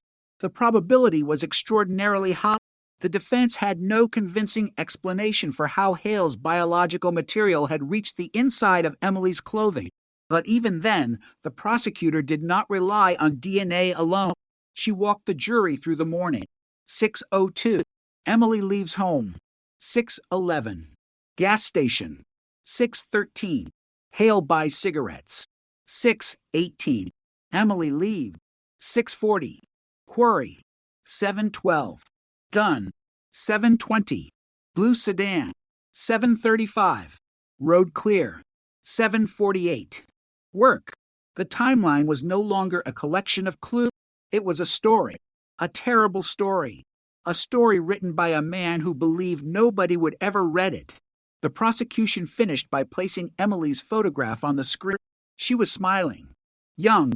Alive. Unaware that the photograph would one day become evidence against the man who had been watching her. The prosecutor looked at the juror. This case was never forgotten, she said. And in that courtroom, 32 years of silence finally began to break. The courtroom remained silent after the prosecutor's final sentence. Nobody moved. Nobody whispered. Even the reporters stopped typing for a moment. On the screen behind the jury was Emily Carter's photograph, 24 years old, smiling, alive. The photograph had been taken only days before she disappeared. Now it was evidence. The prosecution turned away from the screen and faced the juror. For 3 decades, she explained, the case had been treated as a mystery. A woman disappeared. Her car was abandoned. A few personal belongings were found. Then the trail went cold. But the mystery had never been empty. It had been filled with evidence that nobody could fully connect. Until now. The defense attorney stood. He argued that the prosecution was building a story from fragments. He reminded the jury that DNA did not automatically prove murder. He pointed out that Robert Hale had known Emily. He had worked in the same community. He had handled documents connected to her workplace. He had lived near the quarry. There were innocent explanations for some of the evidence. The photographs could have been taken by someone else. The jacket could have belonged to another man. The gloves could have been contaminated. The old notebook could have been misunderstood. Even the DNA, the defense argued, could have been transferred through ordinary contact. Then he delivered the sentence that investigators had expected. You are being asked to fill the gaps with suspicion. The courtroom fell quiet again. The prosecutor knew the defense had identified the central weakness. There was no eyewitness to the murder, no video, no confession describing every moment, no murder weapon recovered, no forensic recording of the killing, only a chain of evidence stretching across 32 years. But that chain was long, and it was strong. The first witness was the former gas station owner. He entered the courtroom slowly, 91 years old. His hands trembled. The judge asked him to identify Emily. He pointed toward the family, then toward the photograph. That was her. The prosecutor asked whether he remembered the morning of January 14th, Sill 1990. He said yes. She asked what he remembered. The snow. What else? Her car. And the man? The old man looked toward Hale. His face changed. That man. Hale stared straight ahead. The prosecutor asked whether he was certain. The witness shook his head. I was young enough to remember better than I do now. The defense smiled slightly. But then the witness added, I remember his jacket. The prosecutor asked him to describe it. Dark brown, heavy, worn at the shoulders. The same type of jacket visible in the photographs recovered from Hale's home. The defense objected. The judge allowed the testimony.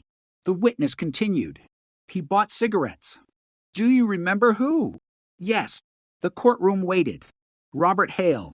The name echoed through the room. For the first time, Hale looked directly at the witness. The witness did not look away. The prosecutor then displayed the old receipt, 613-8, the purchase. Hale's name was not printed on it, but the witness remembered him. And the timing placed him at the gas station immediately after Emily. The next witness was Emily's former coworker. She described Hale's behavior during the months before the disappearance. He had asked about Emily, where she lived, when she worked, who she spent time with. The defense challenged the memory. 32 years was a long time. The witness admitted that, but she remembered one conversation. Emily had told her, "I think he's following me." The prosecutor asked, "Who did she mean?" The witness answered, "Robert." Hale lowered his eyes. Then came another witness, Rachel Morgan, the woman who had filed a restraining order request against Hale 1 month after Emily disappeared. She told the jury that Hale had followed her, waited outside her home, called repeatedly, became angry when she refused to see him. The defense argued that Rachel's experience had nothing to do with Emily. The prosecutor agreed. It did not prove the murder, but it established something else, a pattern of behavior that had existed before and after January 1990. Then the forensic anthropologist testified. She explained how the remains had been recovered. She described the location, the depth, the condition, the skeletal evidence. The jury saw photographs of the excavation. The images were carefully presented. Nothing sensational, nothing unnecessary, just evidence. The remains had been concealed. The burial site was remote. The location could be reached by vehicle, and the area had been accessible to Hale through his employment. Then came the DNA analyst. The courtroom changed. Everyone understood that this was the testimony that could decide the case. The analyst explained how the original evidence had been preserved. A small section of Emily's clothing had been stored for decades. In 1990, investigators had attempted tests. The results had been inconclusive. Technology improved. The evidence remained. In 2022, the laboratory tested the sample again. A DNA profile was recovered. It matched Hale. The defense attorney approached the witness. "Can DNA tell you when the biological material was deposited?" "No." "Can it tell you whether the contact was intentional?" "No." "Can it tell you whether the defendant murdered the victim?" "DNA alone cannot establish that." The defense returned to his table. For a moment, the case seemed vulnerable. Then the prosecutor stood. She asked one final question. "Doctor, is there anything about the location of this DNA that is significant?" The analyst answered, "Yes." "Explain." "The material was recovered from the interior portion of the torn garment near the damaged shoulder area. Would that location be consistent with direct physical contact?" "Yes." "Could it be consistent with someone grabbing the garment?" "Yes." The prosecutor sat down. No dramatic statement. No theatrical pause. The evidence spoke for itself. Then came the notebook. A handwriting expert explained that the writing belonged to Hale. Page after page. Dates. Times. Short phrases. The defense argued that the notebook could have been a personal work journal, but the prosecutor displayed the timeline beside the original evidence. 6:11. Gas station. 6:13. Cigarette purchase. 6:40. Quarry. 7:12. Gun. 7:20. Blue sedan. 7:35. Road clear. 7:48. Plant. The jury saw the pattern. Then the prosecutor introduced the photographs. January 8th. Emily leaving work. January 10th. Emily at a grocery store. January 12th. Emily walking into the insurance office. January 13th. Emily at the gas station. January 14th. Emily beside her car. All recovered from Hale's storage box. The defense argued that possession did not prove authorship, but the photographs contained something else. Hale's DNA and Emily's DNA. The defense suggested the photograph might have been handled by Emily at some point. The prosecutor asked, why would the defendant possess multiple photographs of a woman he claimed he barely knew? There was no immediate answer. Then the prosecution showed the photograph from January 14th. The dark jacket appeared in the background. The same jacket described by the gas station witness. The same jacket later photographed near Emily's abandoned vehicle. The defense objected. The judge allowed the evidence. The room became almost painfully quiet. One photograph, 3 decades old. a woman standing beside a car, a man watching from a distance. The prosecutor enlarged the image. The jury could see the shape, the dark jacket, the baseball cap, the position of the man. Emily appeared unaware. That image became one of the most powerful pieces of evidence in the trial because it suggested something the other evidence could not: intent. Hale had not simply crossed paths with Emily. Someone had been watching her. The defense fought hard. The attorney argued that the image was too unclear to identify Hale. He was right. The face could not be seen clearly. The photograph did not prove who took it. But the prosecution did not need the photograph to stand alone. It only needed to fit the rest, and it did. The final witness was the detective who reopened the case. He had spent years studying the original investigation. He described the failures, not with anger, with precision. The gas station witness had not been fully followed up. The original note mentioning Hale had been buried. The photographs had never been connected to him. The potential vehicle route into the forest had been overlooked. The biological evidence had been preserved but could not be properly tested. The detective explained that the original investigators had worked with the tools available in 1990. They were looking at pieces, he said. What changed? Technology. What else? Perspective. The prosecutor asked what he meant. We stopped asking where the evidence came from and started asking how all of it fit together. That sentence became one of the most quoted lines from the trial because it described the entire case. No single discovery had solved Emily's murder. The truth emerged from the combination: a receipt, a photograph, a witness, a notebook, a burial site, DNA, and 32 years of preserved evidence. Then the detective was asked about Hale's second interview. He described the moment Hale asked, "Did you find her?" The prosecutor played the recording. The courtroom heard Hale's voice, older, slower, but unmistakable. "Did you find her?" Then the detective's voice. "You knew where she was." Silence. "You knew she was in the quarry." More silence. "You knew we would find her." Then Hale's voice. "I thought nobody would." The recording ended. Nobody moved. Emily's mother covered her face. The defense did not object to the recording. It had been legally obtained. The jury listened again. Then the prosecution rested. The defense presented its case. It was much shorter. Hale's attorney called to experts who challenged the interpretation of the DNA. They argued that contamination and secondary transfer were possible. They questioned the age of the evidence. They questioned the reliability of witnesses who had been remembering events from 32 years earlier, but they could not explain everything. They could not explain the photographs. They could not explain the notebook. They could not explain why Hale had preserved newspaper articles about Emily.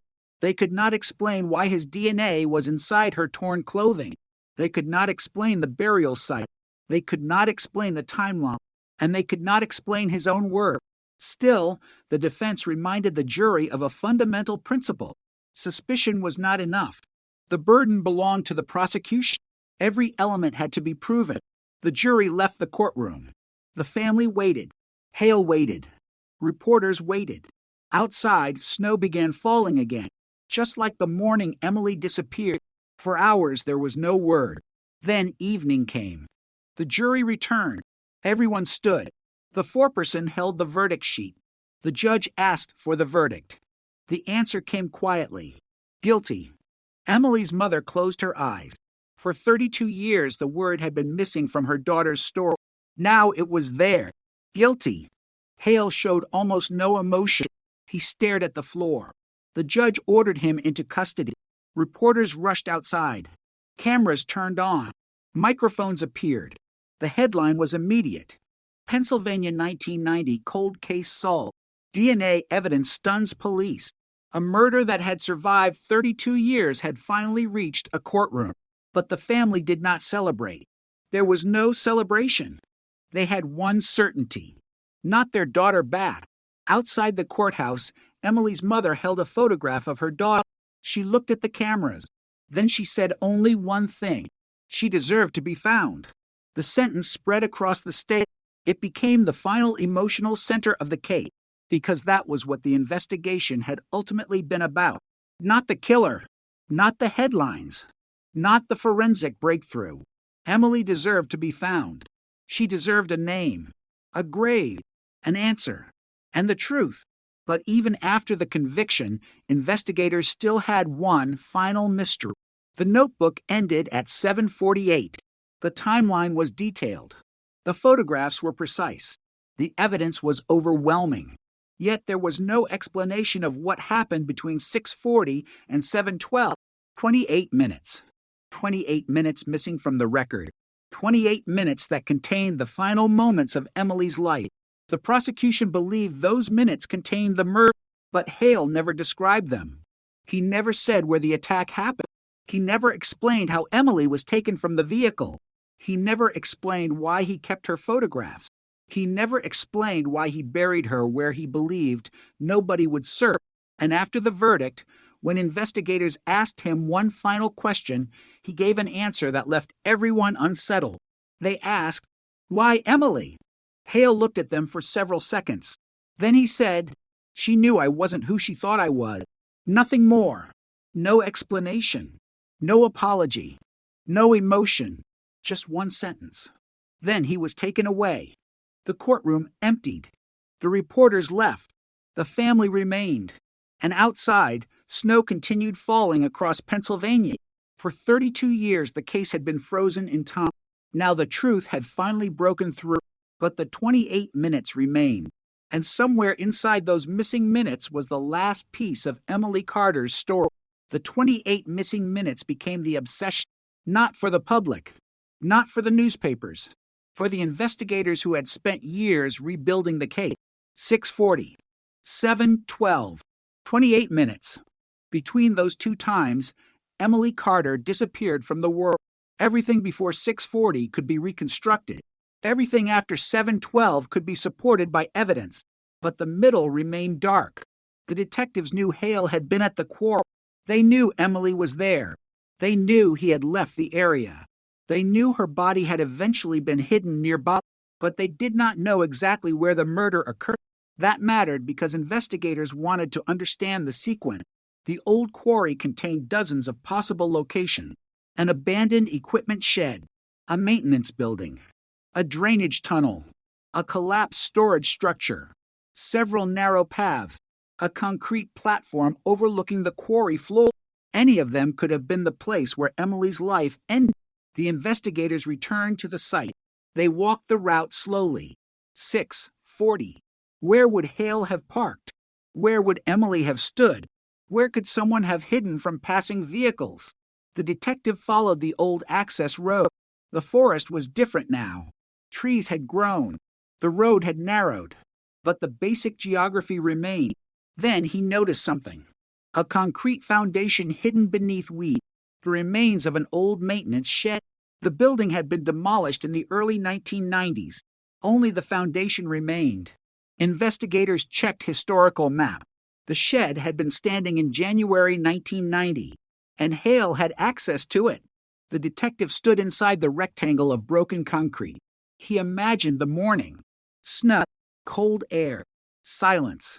A young woman stepping from a car. A man she believed she could trust. Then something changed. Perhaps an argument. Perhaps a demand. Perhaps a moment when Emily realized she was in danger. The investigators searched the area. Nothing obvious remained, but ground-penetrating radar detected several disturbances beneath the foundation. Excavation began.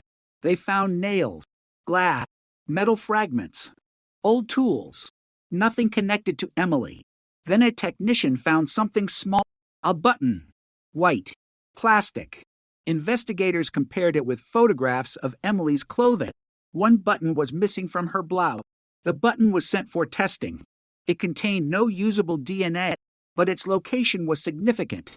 It had been beneath the old foundation, and the foundation had been part of the building where Hale worked. The discovery could not prove the murder occurred there, but it created another link. Then, investigators found a second object, a small brass clip. Emily's mother recognized it. It had belonged to her daughter's purse. The purse itself had never been found. Now a piece of it had been recovered. Again, the trail led back to the quarry. The detectives began reconstructing the movement of Emily's belongings. Her scarf had been found near the road, her shoe farther inside the woods, her necklace near the drainage channel, a piece of her blouse near the excavation site. Her purse was missing. The objects formed a strange pattern, as if someone had moved through the area while carrying or dragging something. The investigators examined the distances. The scarf was closest to the road. The shoe was farther away. The necklace was farther still. The blouse fragment was near the old shed. The remains were hidden deeper into the forest. The pattern suggested movement. Not necessarily during the murder, but afterward. Someone had traveled through the area, and someone had attempted to conceal evidence along the way. Then the forensic team made another discovery. Tiny fibers were found inside the old drainage channel. The fibers matched the interior fabric of Hale's pickup truck. The truck no longer existed, but investigators had preserved samples from the old vehicle during the 2022 search. The fibers were consistent. Again, the defense could challenge them, but the chain continued. The detective returned to the notebook. The entry at 6:40 had no description, only the time. Then 7:12. Done.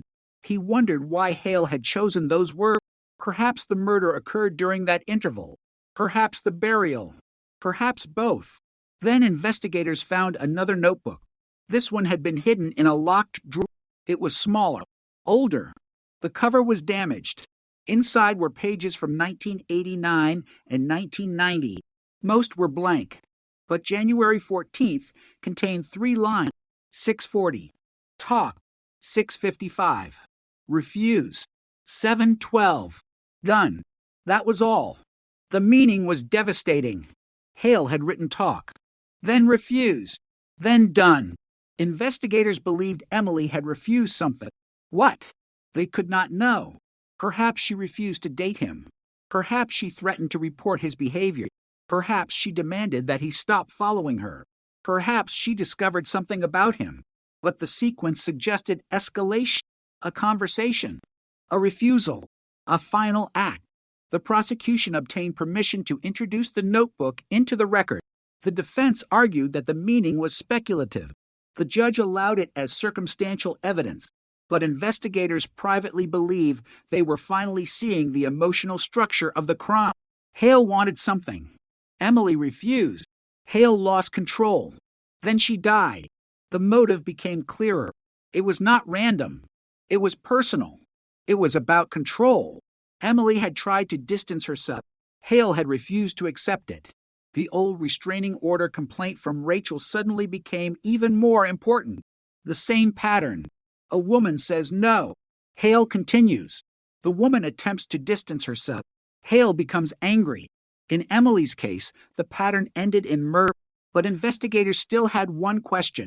Why had Emily gone with him? The gas station witness had seen no struggle. The answer was probably trust. Emily knew Hale. She may have believed they were going to talk. Perhaps she thought he wanted to apologize. Perhaps he told her something urgent. Perhaps he convinced her that the conversation would be brief. She entered the car voluntarily. That possibility made the case even more tragic, because the danger was not visible. The threat had a familiar face. A face Emily had seen before. A face that had not frightened her enough to run. That was how Hale had gained access. Not through force, through familiarity. Investigators later found a note from Emily's workplace. It was dated January 13th, the day before she disappeared. Emily had written, "Need to talk to R. Tomorrow." The note was vague, but the detective believed the R stood for Robert. The defense argued that it could have referred to anyone. The prosecution pointed out that Emily had no other known contact beginning with R who was connected to the case. Still, the evidence remained circumstantial. The case was never going to contain a perfect answer. Cold cases rarely do. They are built from fragments. A partial fingerprint, a faded receipt, a remembered face, a DNA profile, a photograph, a line in a notebook. The truth emerges slowly, sometimes painfully. The final investigation report described Emily's death as a targeted homicide motivated by Hale's escalating fixation and rejection. The exact mechanism of death could not be established with complete certainty. The remains were too degraded. But the forensic evidence suggested blunt force, trauma. Several fractures were consistent with a violent assault. There was no evidence that Emily had died naturally. No evidence of accidental death. The conclusion was clear. She had been murdered, and the murder had been concealed. The investigators also reconstructed the burial. Hale had used the old access road. He had driven deep into the forest. He had selected a location shielded by trees. He had used an existing depression in the ground. The container was placed there. Then the area was covered. Leaves, soil, branches.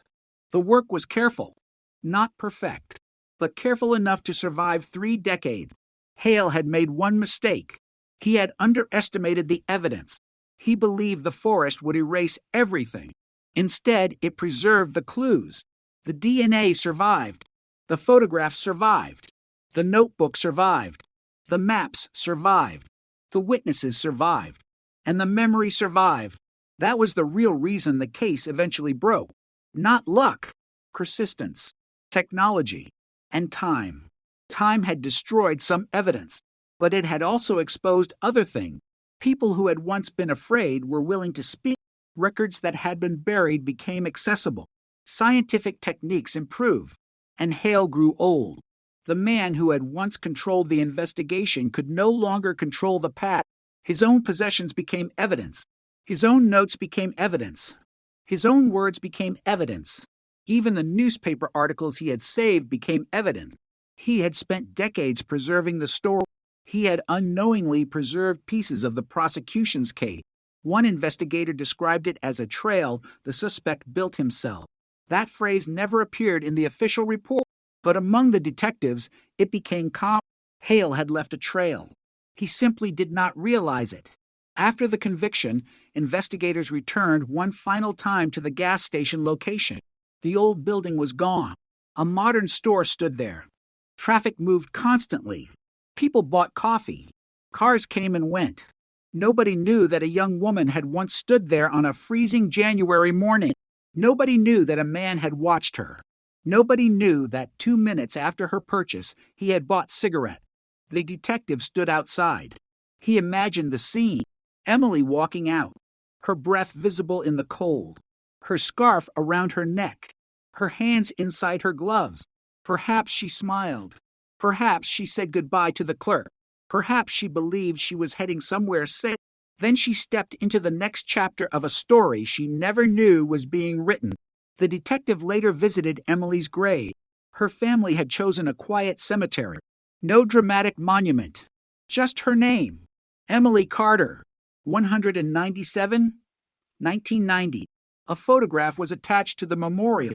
She looked exactly as she had in the old evidence file. Young, bright, unaware.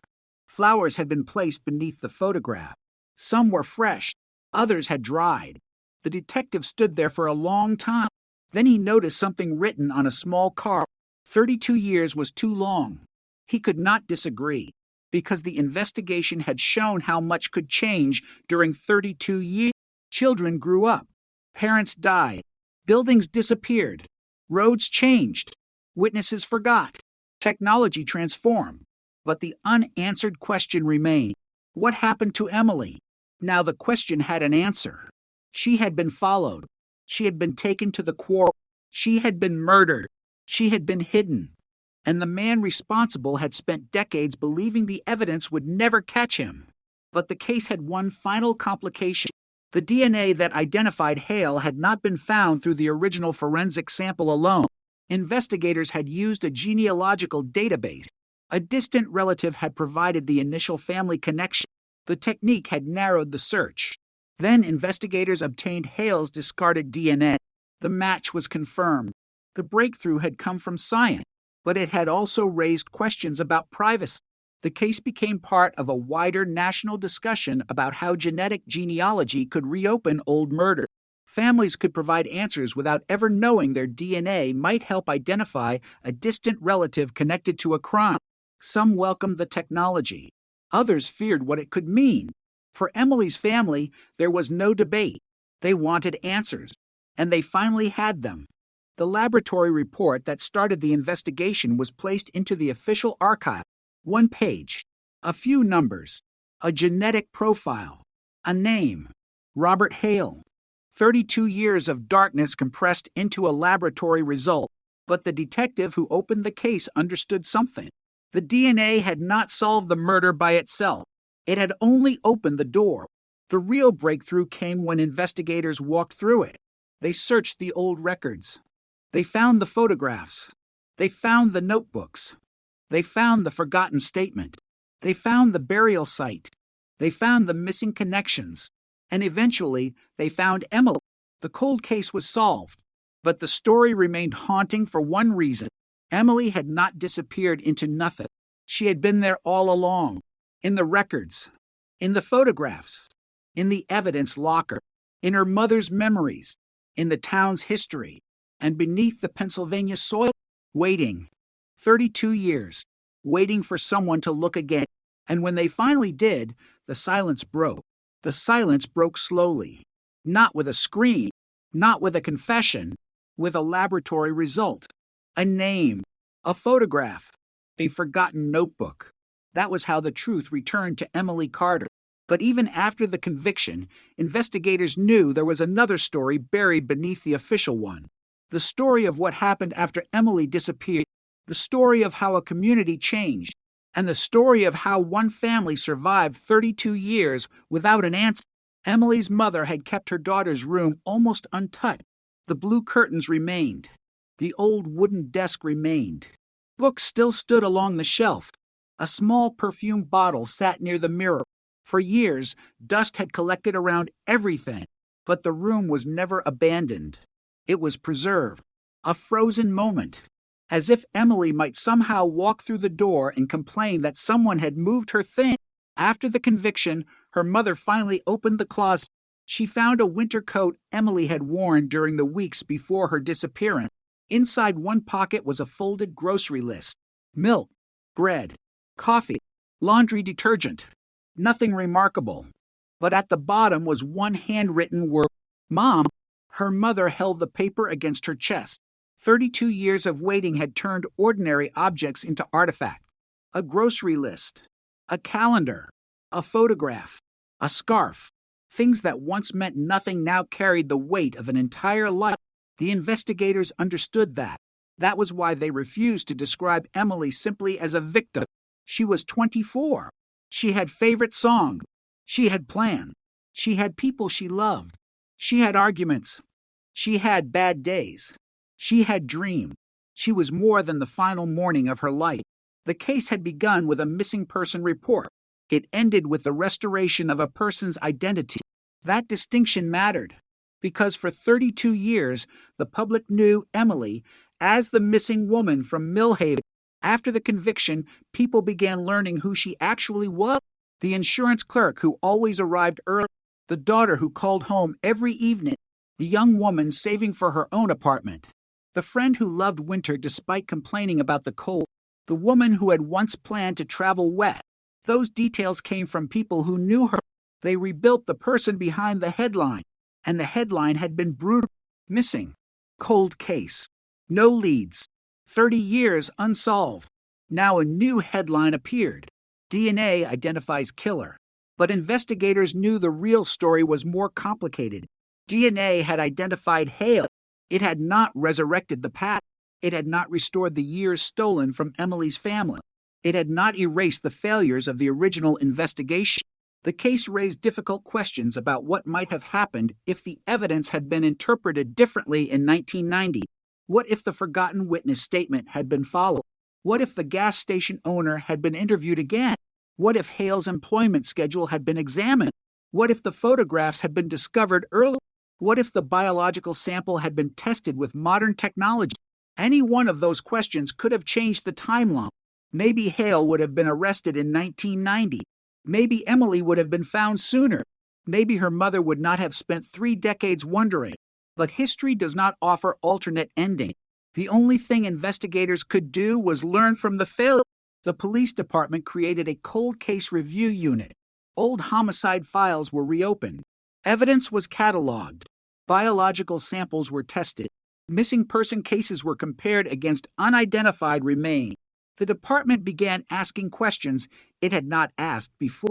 Not just, what do we know? But, what did we overlook? That question became the heart of the new investigation philosophy, because the Emily Carter case had proven something frightening. A case could contain the truth and still remain unsolved. The evidence could sit inside a box. The answer could be written on a page.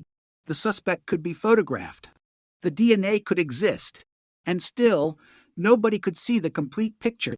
Time was not always the enemy. Sometimes time was the thing that made the truth visible.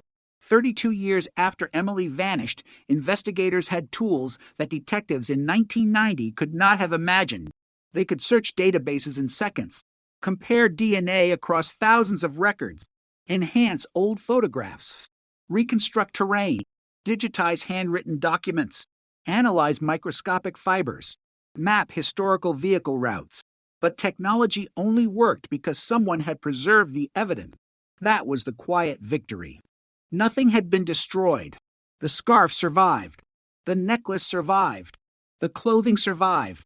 The photograph survived. The notebook survived. The receipt survived. The evidence survived. Emily survived in pieces. And those pieces eventually became a story. Hale's life after 1990 was also examined. He had married. He had raised children. He had built a career. He had attended birthdays, funerals, weddings. He had watched his children grow. He had become a grandfather. He had lived for decades while Emily's family waited. That fact disturbed investigators more than anything, because it showed how completely a person could separate himself from the consequences of a crime. Hale had not been hiding in a remote cabin. He had not been living under a false identity. He had been living an ordinary life, driving, shopping, working, paying bills, talking to neighbors. He had become invisible through normality. That was perhaps his greatest protection. Nobody expected the quiet maintenance worker to be connected to one of the state's oldest unsolved murders, but investigators eventually discovered Hale had followed Emily's case closely. He had read the articles. He had kept the clippings. He had watched the searches. He knew what police believed. He knew what they did not know. And he knew Emily's family was still looking. One newspaper clipping from 1994 carried a quote from Emily's mother. "If anyone knows anything, please tell us." Hale had folded that clipping. He had kept it. For 28 years. The detective found it inside the box. The fold lines were worn. The paper was fragile. But the sentence was still readable. "If anyone knows anything, please tell us." Investigators wondered whether Hale had read those words more than once. There was no way to know. But the possibility was disturbing. Emily's mother had been asking the killer for answers without knowing she was speaking to him. That realization became one of the most painful discoveries in the case. At trial, the prosecution did not accuse Hale of contacting the family. There was no evidence he had. But the newspapers proved that he had seen their suffering. He knew they were searching. He knew they were waiting. And he remained silent. For 32 years. When the judge sentenced him, the courtroom was quiet. The sentence was life in prison. Hale showed no visible emotion. The judge spoke about the passage of time, about the family, about the deliberate concealment, about the damage caused by decades of uncertainty. Then Hale was taken away. Emily's mother remained seated. She did not watch him leave. She looked at her daughter's photograph instead. Afterward, reporters asked her what she felt. She paused, then said, "Relief. Not happiness, not revenge. Relief." She could finally stop searching. That sentence became the most important one spoken after the verdict, because the case had never been about punishing Hale alone. It had been about ending uncertainty. The family could finally bury Emily properly. They held a memorial service in late autumn. The weather was cold. Leaves covered the cemetery. Friends from the old insurance office attended. Some had not seen each other in decades. A photograph of Emily was placed near the grave. Beside it was a small bouquet of white flowers. Her mother spoke briefly. She did not talk about the killer. She talked about Emily. She described her laugh, her stubbornness, her love of old movies, her habit of drinking coffee too late at night. The tiny details returned, and for the first time, Emily's final day was not the center of the story. Her life was. After the service, people remained in small groups. They talked. They remembered. Some cried. Others smiled. Someone played a song Emily had loved. For a few minutes, the cemetery did not feel like the ending of a murder case. It felt like a birthday party that had arrived 32 years late. The detective stood at a distance. He watched Emily's mother touch the photograph. Then he walked away. He understood that the case belonged to the family now. The police had done their part. The court had done its part. Science had done its part. The rest belonged to memory. But the case continued to produce questions. One question concerned the photographs. Who had taken them? The evidence strongly suggested Hale, but there was no direct proof. The camera was his. His DNA was on the photographs. His handwriting appeared on the note. The dates matched. Still, the precise mechanics remained uncertain. Another question concerned the unknown male seen at the gas station. The witness identified Hale, but the memory was 32 years old. Could there have been another man? Investigators believed Hale was the man, but they could not reconstruct his face with complete certainty. Another question concerned the murder weapon. It was never found. The forensic evidence suggested blunt force, trauma, but the object used was gone, perhaps buried somewhere, perhaps destroyed, perhaps thrown into the quarry. The water had been tested. Nothing definitive was recovered. Some questions would never be answered. That was the reality of the case. Solving a cold case does not mean explaining every second. It means proving what happened well enough to establish the truth. And the truth was now clear. Emily was murdered. Robert Hale was responsible. Her body was hidden at the quarry. DNA connected them. The photographs connected them. The notebook connected them. The timeline connected them. The evidence had survived long enough to speak, and once it spoke, the silence could not protect Hale anymore. Years later, the detective who reopened the case gave an interview. He was asked what he remembered most. Not the arrest, not the courtroom, not the DNA. He remembered the evidence box, the original one.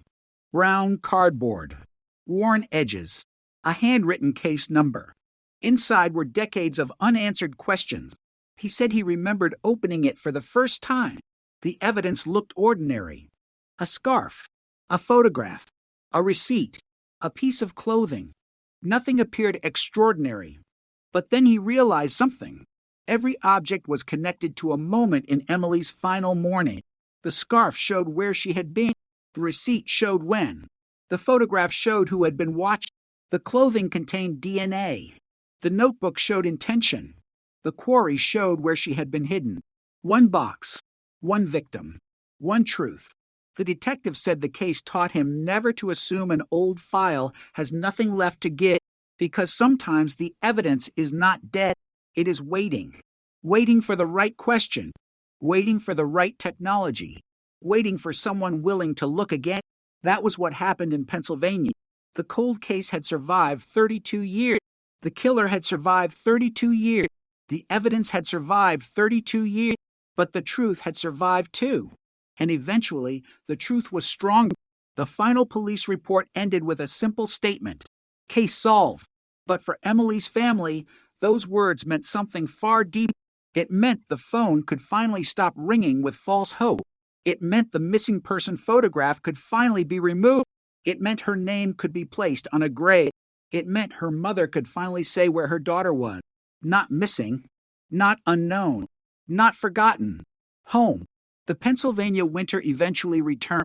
Snow covered the old quarry road. The forest became silent again. The same trees stood along the same path, but the place was different now. There was no mystery, no search party, no yellow tape, no missing person posters, only trees, snow, and a memory. 32 years earlier, Emily had disappeared somewhere along that road. Now her story had finally returned to the people who had spent decades waiting. The cold case was solved. The killer was convicted. The DNA evidence had stunned investigators. But the most powerful evidence was not inside a laboratory. It was the persistence of a family that refused to let a missing woman become a forgotten name. And somewhere beneath the quiet Pennsylvania soil, the final secret of 1990 had finally been exposed. The truth had been there all along. It simply took 32 years for someone to see it.